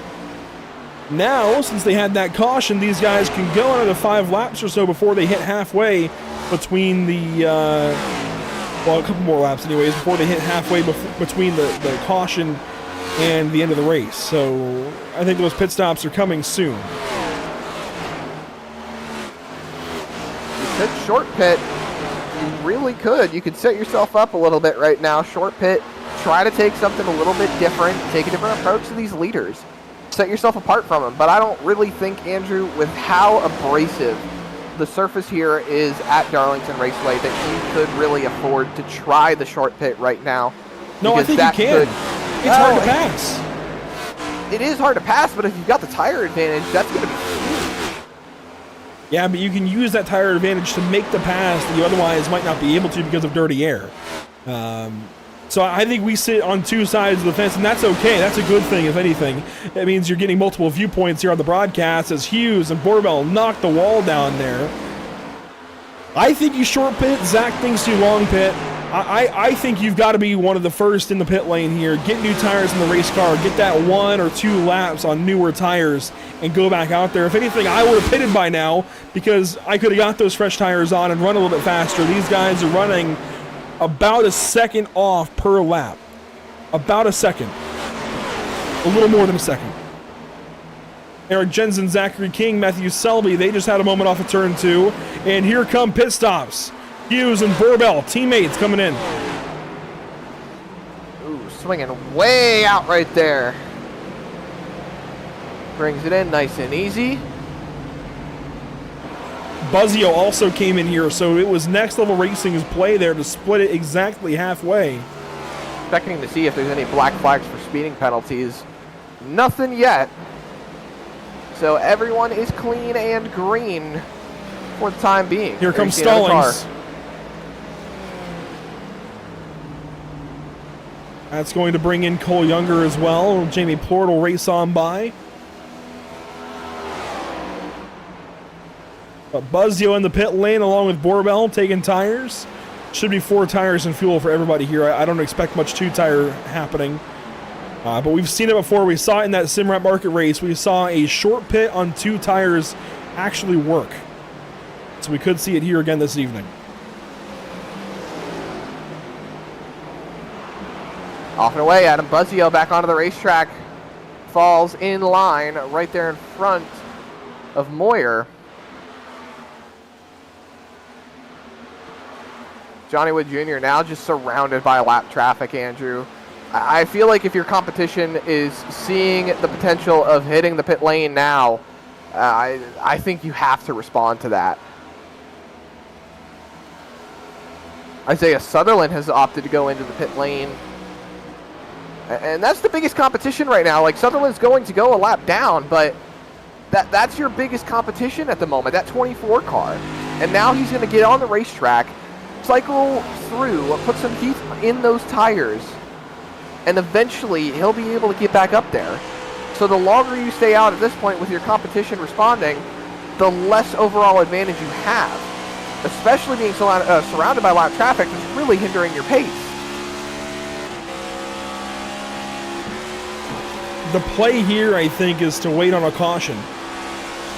I don't know about that one. I agree. But I think that's what his play is right now, is he's nearly going to roll up on a caution. Cody Dorsey, oh my gosh, knocking the wall down. And here we go, pit stop from the 75. The problem is, if he had pitted 1 lap sooner, he wouldn't have had that big checkup behind the 88. What I'm saying, Andrew, this is really what the hindrance can be for these drivers. You know, Hausman seeing now that the leader's getting in, so now there you see Sutherland and Plord. They're rolling on by. Plord's still the leader. Sutherland's still 1 lap down. He'll get that lap back once Plord heads to the pit lane.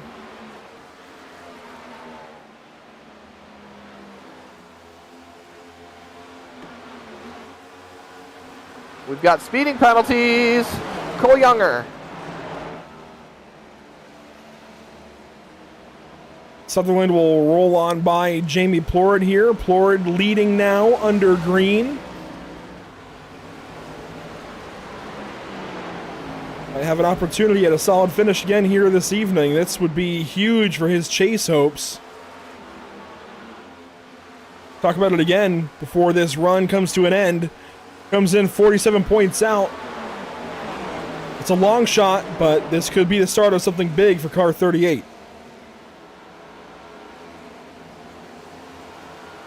That it could. Houseman. He walked out of here with a win. Oh no. Please don't tell me. Yes, a penalty. Not seeing it though. Because he served it immediately right into the box. It was speeding on entry as opposed to speeding on exit.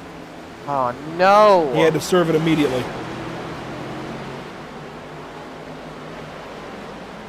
This will be the first bad result I can think of for Mason Houseman.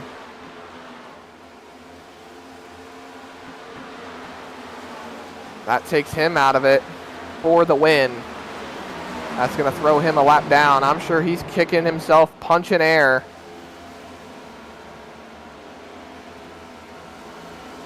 Up front, though, this changes things.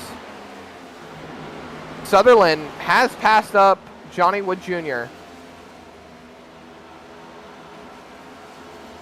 There you see Wolsifer and Stallings, and then behind Stallings is Johnny Wood Jr. So Sutherland realistically in charge of the race lead right now. Yeah, so there's and 24. Here's the 24 down the backstretch. Stallings right in behind. I say right in behind. About, what is that, a second back? Second and a half. Just about. And then you get Johnny Wood Jr., who had a slow pit stop. Oh, you know what it is? Sutherland and Stallings took two. Oh, okay. That's a call and a half right there. I said it earlier. Two worked in the Simrat Market Series. It could work here again this evening.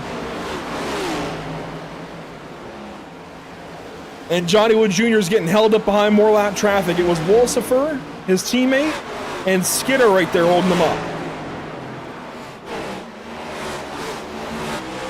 So Johnny Wood Jr. dominated this race. Might not go to victory lane.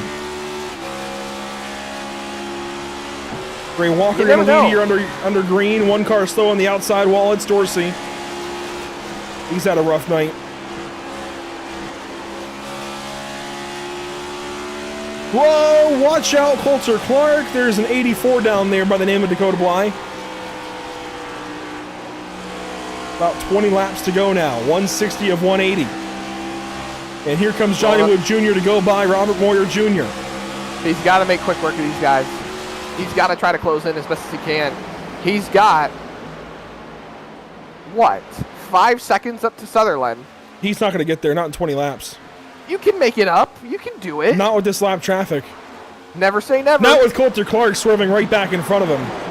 That's a little bit of a hindrance, I'll say. And then driving into the wall. You never know. Knock on wood, we could see a caution really shake this race up a little bit. Now they're fighting for position in front of the 75, I believe. No, they're not. Yeah, that's not the position. Down.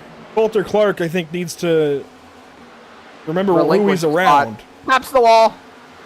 That wasn't a tap. That was, I mean, he knocked it down. Came down a whole lane. Drives into the fence there again in turn 3 and 4. This has cost Johnny Wood Jr. another whole second. Knocks the wall down on exit. Isaiah Sutherland. You know, I'm not going to make any accusation about why they'd be hitting the wall. But at some point, when you can tell that a driver no longer cares about hitting the wall, I think you've reached a problem. Hearing from race control telling these drivers to play nice. That was around Adam Buzzio, to my assumption. He's right behind Johnny Wood Jr. So really kind of playing into your points as well. Yeah, I think Rev was listening in on us and might have issued that. That came from Buzzio, actually. Oh, so he might have seen it up ahead. Potentially.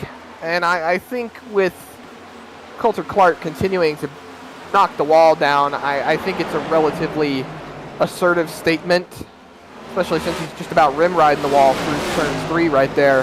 Hits it again. Now, I can tell you for the most part that Andrew and I have different cameras that we're both looking at respective points during the race, and all the cameras have sound that play through them. And every time Coulter Clark hits the wall, it plays through my cameras. And it's playing constantly. Gray Walker continues to lead. He has not yet pitted, neither has Scott Fritz. These guys are running up to the extent of their fuel. Sutherland is just about 9 seconds back, and here comes Gray Walker into the pit lane. This is all he can do. Andrew, I still think that Johnny Wood Jr. has a great shot to win this race. He is now only about 4 seconds behind Isaiah Sutherland. He's closed that gap. So he gained 1/5 of what he needs in 1/4 of the time. That math does not work out. You never know. It could still play out in his favor, especially with lap traffic up ahead. Sutherland continues to work. There is Scott Fritz. I think Scott Fritz might be out of gas. Where is Scott Fritz? He's right up there. Doesn't You'll seem to see be out of Sutherland gas to come me. in just at the top of the camera. He has slowed the pace down a lot. Sutherland's closed 4/10, about half a straightaway. Now down to 1.5 seconds. 1.3. He's rolling real slow, Andrew. I think that's There's just the Wolfifer. tires. There's Sutherland. And Fritz, I think, will come in and pit this time, or Nope. not. Stays on the racetrack. He's just on that old of tires. He's running 31s. And here comes Sutherland to go on by for the race lead, the 24 on the 48. Isaiah Sutherland will exit this pit, what do you call it, pit cycle with the race lead. This was Johnny Wood Jr.'s race. It was a 2-tire stop out of the 24 and the 0. Maybe they were listening in on what could have been. Just want to state this for the record. 3.1 seconds. This is separation between Johnny Wood Jr. and Isaiah Sutherland.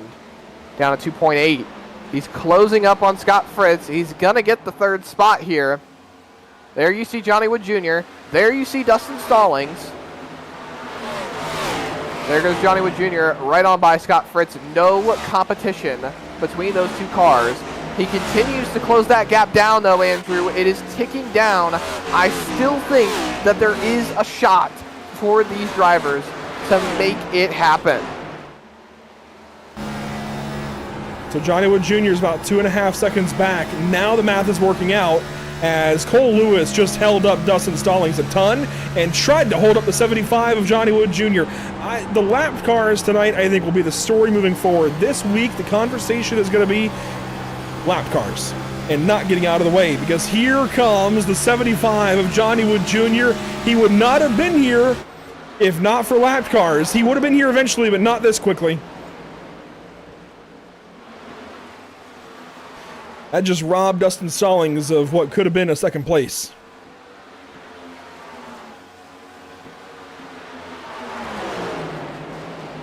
Every week in the BRB Racing League, there is a theme.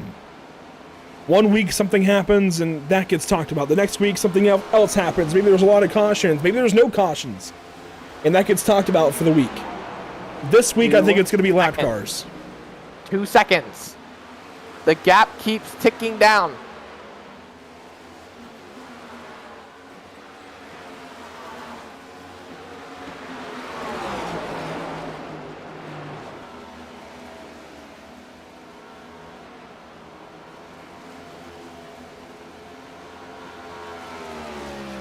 Eight laps to go. Johnny Wood Jr.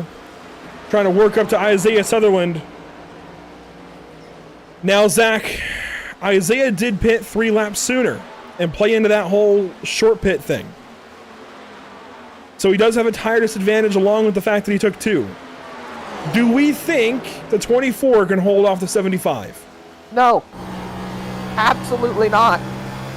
I'm going to be brutally honest, Andrew. I mean, you think that Isaiah might have played the strategy right, and you don't think Johnny Wood Jr. is going to be able to tick those laps down and tick that time down in the laps that he's got. He's got 7 laps to go. He's got 1.6 seconds. I just saw Catania hold up to 24. I'm sorry. I mean, this is playing into what I'm talking about. I don't think that the short pit was really the way to go with the tires and how abrasive this surface is.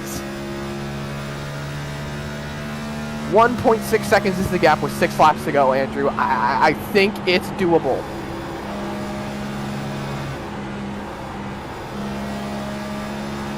Six laps to go. Needs to make up a second and a half. I don't know. Lapped car there. You can see the blue back end of somebody just ahead of the 24. No, he's in a purple Minnesota Vikings car this week. But that blue back end will move out of the way now, the 24 into turn 1. We're just going to ride this camera. This is a really good one to show you where that red 24 is. That was 5 laps to go. I don't think he's getting there, and that car knocks the wall down. That was Zachary Maddox, I believe.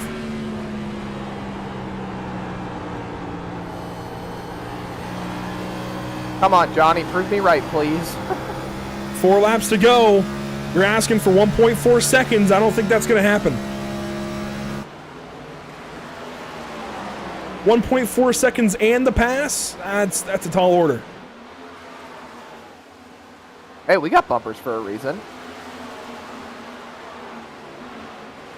It's going to come down to a strategy call and lapped cars.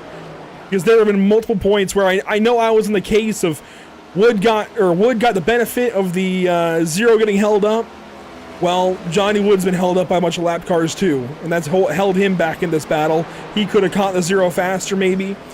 Could have run up on the 24. Caution is out, and it's going to change everything. Oh boy.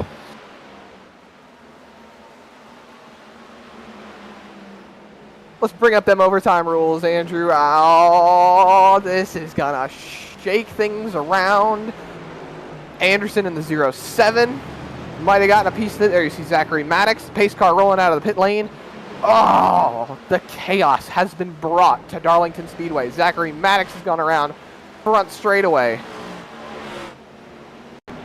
You know, when he got passed up, I was a little bit concerned because his car was acting all kinds of evil. And sure enough, here off the corner, his car just breaks loose, goes for a spin. How's that a caution?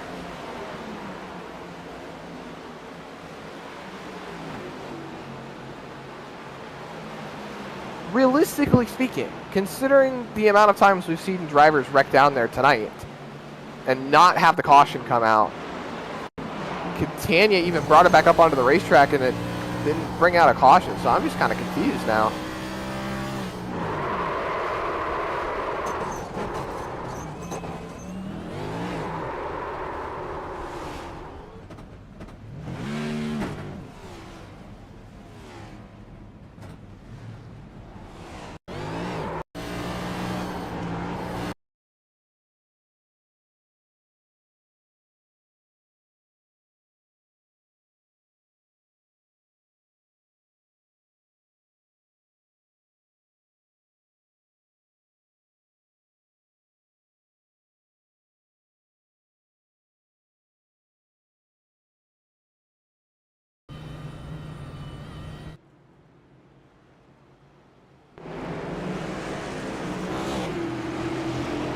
There you see part of the race off the pit lane. Sutherland getting swallowed up by Adam Buzzio in the 5. And look at this. The 75 gets off the pit lane first. Johnny Wood Jr. We're looking at the replay there for Zachary Maddox. This is going to be a whole new ball game. The 75 out first. I wonder if Johnny took 2 tires. No, they all came out pretty close together. I think they all took 4. Johnny took 2. Adam took 2. Isaiah took 4. Dustin took 4. Ray took 4. Steven took 4. And Brendan Maddox is out of the race. Brendan Maddox. Connection. Packet loss. Oh, no. Well, drivers will choose, and we will take a look at the Lucky Performance overtime rules. Newly refreshed graphic there on the bottom right. This is a overtime restart with 2 laps. A green lap and a white lap. Then checkers. If the green lap is completed, the race is official. If the green lap is not completed, we restart again. After all attempts are used, a caution can end the race. We've seen it go to all 3 before, and we've seen it go to a caution to end the race before. What's going to happen here this evening? That's a look at your overtime rules. Brought to you by Lucky Performance. We'll leave this up on the screen for this restart. 2 tires in the front row. That's Johnny Wood Jr. and Adam Buzzio. Working around the Geico restart zone. Sutherland chomping at the bit, ready to go. He's had great restarts from 3rd all night long. Stallings in 4th. Into the Geico restart zone. Green flag is out. It's an overtime restart at Darlington.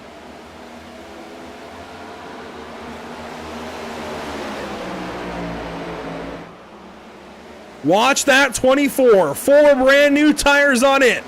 2 tires in the 75. Everybody smashing the wall off of turn number 2. 1 car into the wall. Eric Jensen. That inside line has fired off so well every single restart of this race, Andrew. And as they wrap off of turn number 4, they'll see the white flag presented by Whiplash SimCams. 1 lap to go here at Darlington Speedway. The Murtis Racing 250. Johnny Wood Jr. He might have gotten potentially taken out of this race on strategy alone. And as they came back around, the caution came out. It benefited him in one way, shape, or form. And now he's going to lead him through turn 3. What was going to be for Isaiah Sutherland is finally going to be for Johnny Wood Jr. Finally, the 75 is going to victory lane, and it's at Darlington.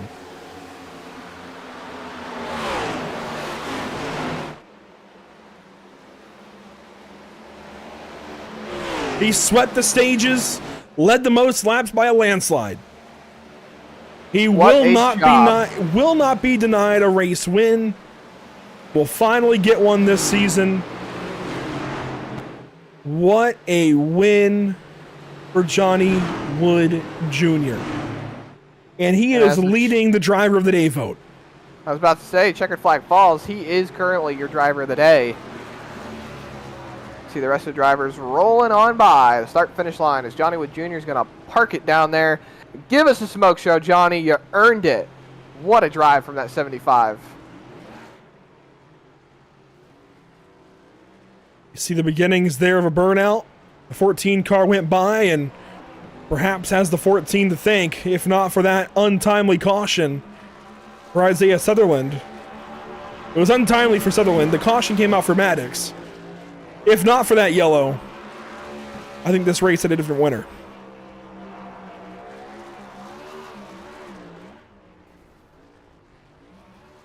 But Johnny Wood Jr. gets to burn it down this evening at Darlington Raceway. The Limitless Esports, Kerrigan's Auto Sales, Snow Performance, number 75, Chevrolet Camaro. Going to park it down there and take it to victory lane. Now, viewers, you have got through the end. You've got through the end of us reading the results to make your vote for NARL Driver of the Day. That's not much time. You've got through the end of the results to vote for Driver of the Day. So if you're watching on YouTube, you can go vote. Right now, this guy leads the vote. You see that on the bottom right? Vote on YouTube.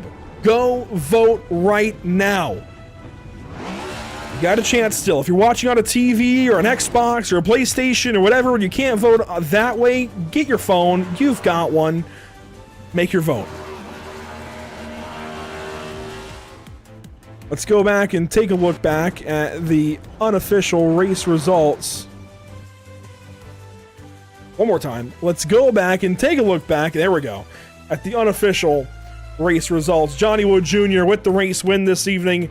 So many races in the making. 156 laps led out of 183. Isaiah Sutherland, second place. Adam Buzzio, third. Stephen Borbell. Gray Walker, your top 5. Gray Walker, what a day he had. Up and down day. Yeah, up and down for sure, but ends up in the top 5. A solid result there for a young driver just trying to make his way here in this series. Dustin Stallings, Jamie Plord, what a finish there. 7th place. Jared Hughes in the 8th spot. Evan Patinko in 9th. Scott Fritz in 10th. And Zach, we'll talk about it in a moment before we talk to the driver of the 75, but I think I've got myself today's lucky break of the day. We'll talk about it in a moment. We'll go through the full results and then we'll get there. Absolutely. A lot of drivers below the cut line having career days. Mason Houseman, what could have been for that 78 car? He had a top 3 run, all setting well for him. And, well, that speeding penalty ended up really taking him out of contention. He got his lap back there at the end. Just unfortunate. Matthew Selby and Josh Anderson, they round out 12th and 13th. Anderson being the first car 1 lap down. Then you find Wolsifer and Robert Moyer Jr. Zachary King gets up to 16th on the day. Braxton Skinner and Zachary Brandfold, after having their incidents, they end up 17th and 18th, 2 laps down. 3 laps down, you'll find Matthew Catania. And then 4 laps down, you'll find the 54 car of Coulter Clark in that 20th spot. Finishing 21st this evening, Cody Dorsey in the 88 car. Sam Dyer there in the 35 and 22nd. Then Brendan Maddox had a connection issue there. Was in the top 10. That's the unlucky break of the day, I'd say. But Eric Jensen there at 24th. Cole Younger 25th. On down through Cole Lewis, Carl Pooler, Dakota Bly, Zachary Maddox, and Nicholas Renner, your top 30. Just a couple more cars left to go. Patrick Hernandez there in 31st. Jason Bottoms in 32nd. And Zach, I'm going to call it. That caution is Johnny Wood Jr.'s lucky break of the day. I don't know. If not for that, I still think he would have got him. He was over a second back with 3 to go. At Darlington of all places. I'm going to say it. I think that's the lucky break of the day, brought to you by Lucky Performance for Johnny Wood Jr. And hey, sometimes it's better to be lucky than to be good. Some days it's really good to be lucky and good. And that was the case for Johnny Wood Jr., I'd say. Able to capitalize on that late race caution, get out ahead with 2 tires, and walk it out to victory lane in the number 75. We'll talk to him and the rest of the top 3 this evening. Let's get on down and talk with driver 75, taking, I'm going to say it anyways, it's my lucky break of the day, for sure, but maybe not everybody's lucky break of the day. And you are going to, the vote changed. You were almost the driver of the day, Johnny. I'm so sorry to say, but it has changed right at the last second. It will go to Isaiah instead. You're my driver of the day in my heart anyways, Johnny. Hopefully that makes up for it. There we go. I guess I'll stay, yeah. Well, you're my driver of the day. You're the race winner, which is a whole lot more important than that. And you take home a race win finally in this BRB Racing League in season number 3. How does it feel to finally break through? Yeah, I mean, especially at doing something like that at Darlington. I practiced all week long. I was like, I want this one. You know, at all of them, I really worked hard on Pocono, but it just kind of didn't go in my favor with the teammate, gang up or whatever. But I was like, you know what? You can't really team up. You can't outdraft me at Darlington, so I just figured I'd run, as good as I can with saving tires, and that's all it was about, was just saving. So, and I got real lucky at the end there. I stalled out to Isaiah with 3 laps to go, and it was like a 2.25 seconds, and it wasn't like, after that it wouldn't progress anymore. I don't know if he was running his line in 3 and 4 at the end there was a little weird. I don't know if it was just quicker or whatnot, but yeah, I got real lucky there at the end. Took 2 and knew the restart was going to be crucial. So, and that's the result. I think now that the race winner has acknowledged it, we'll say that's the lucky break of the day. Hey, as I said, sometimes it's better to be lucky than good. In your case, you were lucky and good, and able to capitalize on a late race caution that went your way. So how do you get the rest of the Limitless guys up here? How do you work this as a team effort to get the other 2 that were in your screenshot there at the end up here with you and celebrating these race wins? Yeah, I mean, me and Richard. I mean, Richard had a good car. He figured it out there on the practice race, and it's really all. I mean, you could run a fast lap here, but it's saving. Like that's the crucial part. Like for this race, I turned my 4-speed back up a little bit more than normal, and my wrists are just killing me right now. But that way I can feel when the tires chatter, and when they start to chatter, it's kind of telling you that you're driving your exit too hard. And that's kind of what I did on my end. You know, I was kind of giving everything I could to my other two teammates, and you know, I just think they had bad luck. And clean air is another crucial part.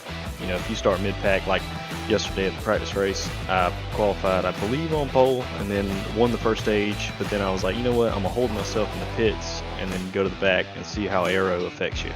And boy, does it! I mean, you're just pushing every lap, and it's clean air is crucial. Clean air is crucial for sure. It's a race win for you, Johnny. Congratulations, and hopefully we're talking again soon. Yeah, appreciate it. And we'll move on down to second place, finishing Isaiah Sutherland, also in a Chevrolet Camaro this evening. And Zach, it is tonight's NARL Driver of the Day, and you know, I think it's fitting actually, because while this race was dominated by another driver, I think it's fitting, Zach, that he gets it because he positioned himself to win the race until that caution came out.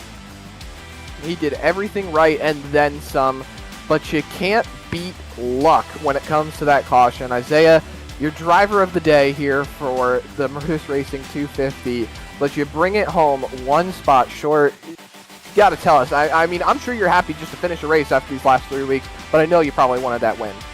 Yeah, I mean, I expected to finish second, honestly, with Johnny being so fast. And not only was he fast, he was good at saving. But man, goodness, you know, I feel like that happens to me a lot. There's always some kind of last-minute caution that you get caught up in. And I took 2 tires, and I did not expect it to work. But man, that car rotated, and it felt great. I mean, it was a little loose in 3 and 4, but the time that 4 tires was compared to my 2, I think it was only like 2 or 3 tenths quicker once it evened out. So I knew I had it in the bag with 5 to go, and I was just begging for no caution. But you know, it's racing, that stuff happens. So it could have been worse. I came in the pit after that with 3 to go, and thankfully most everybody followed. And I took 4 tires, but I went past my pit box. So it's possible I could have came out second there. But nonetheless, Johnny, based on speed alone, deserved that win. So shout out to Johnny. Good racing with Adam there. Those tires were so terrible when they were cold. So I got big eyeballs, and I'm trying to go for the win on that last green, white, checkered, and just every time I went in the turn, it plowed and plowed and plowed. So Adam got a pretty good run underneath me there, and I was able to hang on. But man, don't these cars look so good with this throwback. It reminded me of Terry Labonte and Jeff Gordon right beside each other. I mean, it was something to behold there at the ending. But yeah, it was a wonderful race. Just happy to finish after 3 weeks of terrible luck. I know your paint scheme is going to be a personal favorite of mine, being a Jeff Gordon fan growing up, but you definitely showed a lot of these guys that you had the pace to get it done today. And, you know, Andrew and I were floating back and forth between each other on this, but a lot of the aspects showed that Johnny was catching you at that last run in the ending stages there, and I think a lot of it played into the fact that he got held up by some of the lap cars as well. Do you think, even if Johnny didn't get held up, do you think after everything that was moving, do you think your strategy still would have won you that race at the end? No, definitely not. In fact, every time I got to a lap car, divine intervention or what, but it was in the perfect spot. And even if it wasn't, I would try to force the pass. I knew that earlier on, lap traffic was huge, because when I was in second running Johnny down, you know, in the second stage or whenever it was, we ran into lap traffic. And any time that he would catch lap traffic, I would catch him. But if he got around the lap traffic, it would hold me up so bad because there's just no passing opportunities. So I took 2 tires, not because I knew it would be better, but I knew that the track would not be a clean track. If it was a clean, open track, there's no way it would have worked. He was so much quicker, at least probably 4 tenths on a clean track. But knowing that the track had so many lap cars, my focus wasn't behind me, it was in front of me. So every lap car I could see, it was my goal to pass as quick as possible. And I believe that's what would have won me the race there. Because once we got past that big group of lap cars, it was already 5-4 to go. And he was still 1.6, 1.7 back. So, but Zach, you're right. If it was an open track, no way. It wouldn't have worked. Absolutely. Well, you did everything you needed to do. Like we said, you got that car in position, and you were able to capitalize on the struggles and woes of all the other drivers, as well as having the pace for it. So congratulations on your second place finish. We're looking forward to seeing you next week at Daytona. We all know how super speedways go, but I think you'll do great with that 24 car out on the racetrack. For sure. Always like Daytona. It's a lot of fun. I mean, even if there's a lot of bad luck that can happen, if the race goes good, it's a lot of fun being able to just hold her to the floor and draft and 3-4 wide. So hopefully you get a good finish there at Daytona. Definitely want to give a shout out to my good Lord and Savior Jesus Christ. I mean, anything we do, we got to give him the glory. So he's number one in my life. And I pray over anybody in this league and anybody watching that if you don't know Jesus, come to him and he'll come to you. He'll meet you where you're at. I got to shout out my mom and dad. They always tune in and watch. I got some, I love them. I got some friends that watch, some family, my Uncle Gary. A lot of people, they like to tune in and watch. So biggest shout out to them. Big shout out to my wife, Dalen, that lets me race these races. Don't get a lot of time to do it. So I'm thankful that she allows me to come in here and act like a kid and race. Big shout out to everybody in the league, all the people that watch. The drivers cleaned it up so well. I mean, I know I had bad 3 weeks of racing, but everybody else cleaned it up. So I'm very thankful about that, and everybody's improving. You guys in the booth, always be wonderful. Andrew, Zach, we love going back and watching the races. And so I hear everybody else does as well. So good job, you guys. And that's it. Well, congratulations again, Isaiah. You did all the things you need to do. And we look forward to seeing you next week at Daytona. Congratulations again. We'll see you guys. And that is your NRL driver of the day, Isaiah Sutherland. We'll move on down and get third place finishing Adam Buzzio, who had a very interesting night. Up, down, all around, as low as 20th, but you come home third place here, Adam. Definitely a good way to cap things off here at Darlington, but run us through your race. Oh man, yeah, stage one, we qualified well, which was important here. Ran really clean through stage one. I think we were in, I don't quite remember, I think we were in fourth. I think we finished fourth in stage one, but I was passing a lapped car, I forgot, I think it was Coulter. I went to pass him low in 1 and 2, and he blocked low.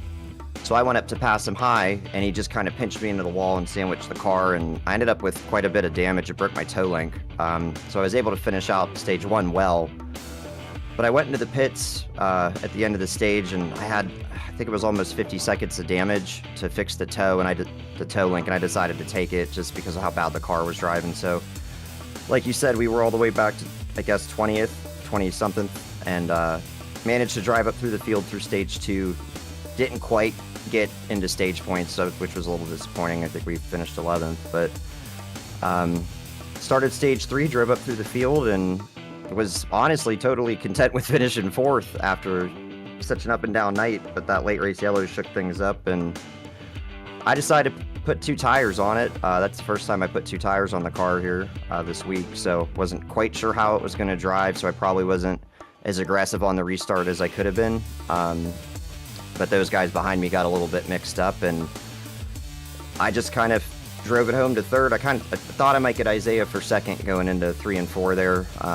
Just didn't have the grip, though. The car was real tight after the 2 tire stop, so I just didn't have to turn in on the bottom to make the pass. But all in all, man, a little dramatic, but I'll take third. Really happy with it. Darlington's one of my favorite tracks, so I'm glad we were able to get back up on the podium here this season. Absolutely, getting the 5 car back to the front. So how do you continue this? How do you keep this momentum rolling going into the unknowns of Daytona, IRP, and Michigan? I love short track, so I hope everybody puts practice in, and we can have a good race there. I'm excited for IRP. Michigan, that's an unknown. You know what I mean? Not everyone, but there's a lot of guys that are really close in time. Johnny's always really hard to beat at these bigger tracks. As far as Daytona goes, it's kind of a league-wide knowledge that I have terrible luck at super speedways, and with not having the fast repair, it's really going to be a balancing act between, you know, how important are those stage points to be racing super aggressive at the end of the stages. Where do you want to be, you know, towards the end of the race? Do you want to be up in the fight, or do you want to maybe be behind the fight in case something happens? We're going to be pretty solid in points after tonight, I think. Probably pretty solid in 5th. So I think we're probably going to take it easy in Daytona and just bide our time, try not to get in any trouble and just get across the finish line. But yeah, man, looking forward to the playoffs. Hard to believe we're this close already, but looking forward to keeping it going. Well, congratulations on the P3. A big night for the Ascendance Trucks and Ideal Lease number 5. Congratulations. Hopefully we're talking again soon. Yes, sir. Thank you, guys. That's Adam Buzzio in the Ascendance Truck Center number 5 Ford Mustang, getting it done this evening at the rough and tumble track that is too tough to tame. The Lady in Black, the original super speedway of NASCAR, Darlington Raceway. And Zach, this has been the Murtis Racing 250. How did it live up to your expectations? It lived up exactly how I thought it would. One heck of a race. They put on a great show, and these guys really came out and showed up, and it was great to see. Hopefully I get to do something like this again for this league, because these guys are a great group, and they know how to get it done tonight, and yeah, just one heck of a show. It was a fun one for sure. I want to give a big thank you to all the partners with the series. Of course, the Buttkicker, Ideal Lease, Ascendance Trucks, and Sundance Pizza, all helping us get to and from the virtual racetrack week in, week out for the BRB Racing League Buttkicker Cup Series, all playing their very important roles here with the series. And our partners here at Pit Stop TV, Whiplash SimCams, ATVO, CC's Business, Cody Williams Design, Lucky Performance, and now North American Racing League. Want to recap a couple of things, tonight's lucky break of the day. I'm going to say, Zach, I'm going to say it again, Johnny Wood Jr.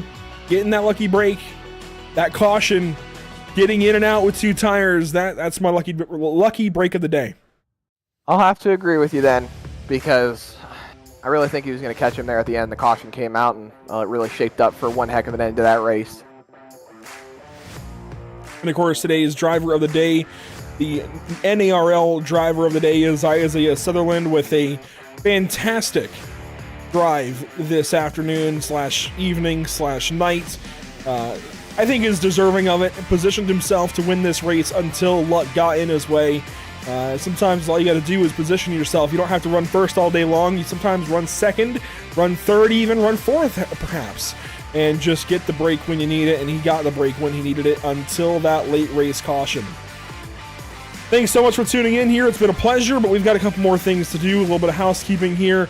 Next up, we go to the Worldwide Technology Raceway at Gateway for the SimRap Market Series. It's February 5th. That's tomorrow night here on Pit Stop TV. That's the SimRap Market Series. Then Thursday, it's out to New Smyrna with the Sarah Pierce Fleet Service Super Series on a Thursday evening. Some short track racing just the way we like it. And next Tuesday, we go out to Daytona. Zach, plenty of places to follow along. PitStopTV.com, Facebook.com/PitStopTV, Instagram.com/Pit_Stop_TV, Twitch.tv/Pit_Stop_TV, YouTube.com/PitStopTV1, and X.com/PitStopTV_. A lot of great racing coming up, a lot of great shows on the horizon, and I personally cannot wait. Once again, thanks for tuning in. It's been a pleasure as always. Myself and Zach Murtis on the call. We'll catch you all in the next one, hopefully, for the SimRap Market Series tomorrow night from Gateway. Should be a bunch of fun. You do not want to miss it. They begin their playoffs tomorrow night. We'll see you all there.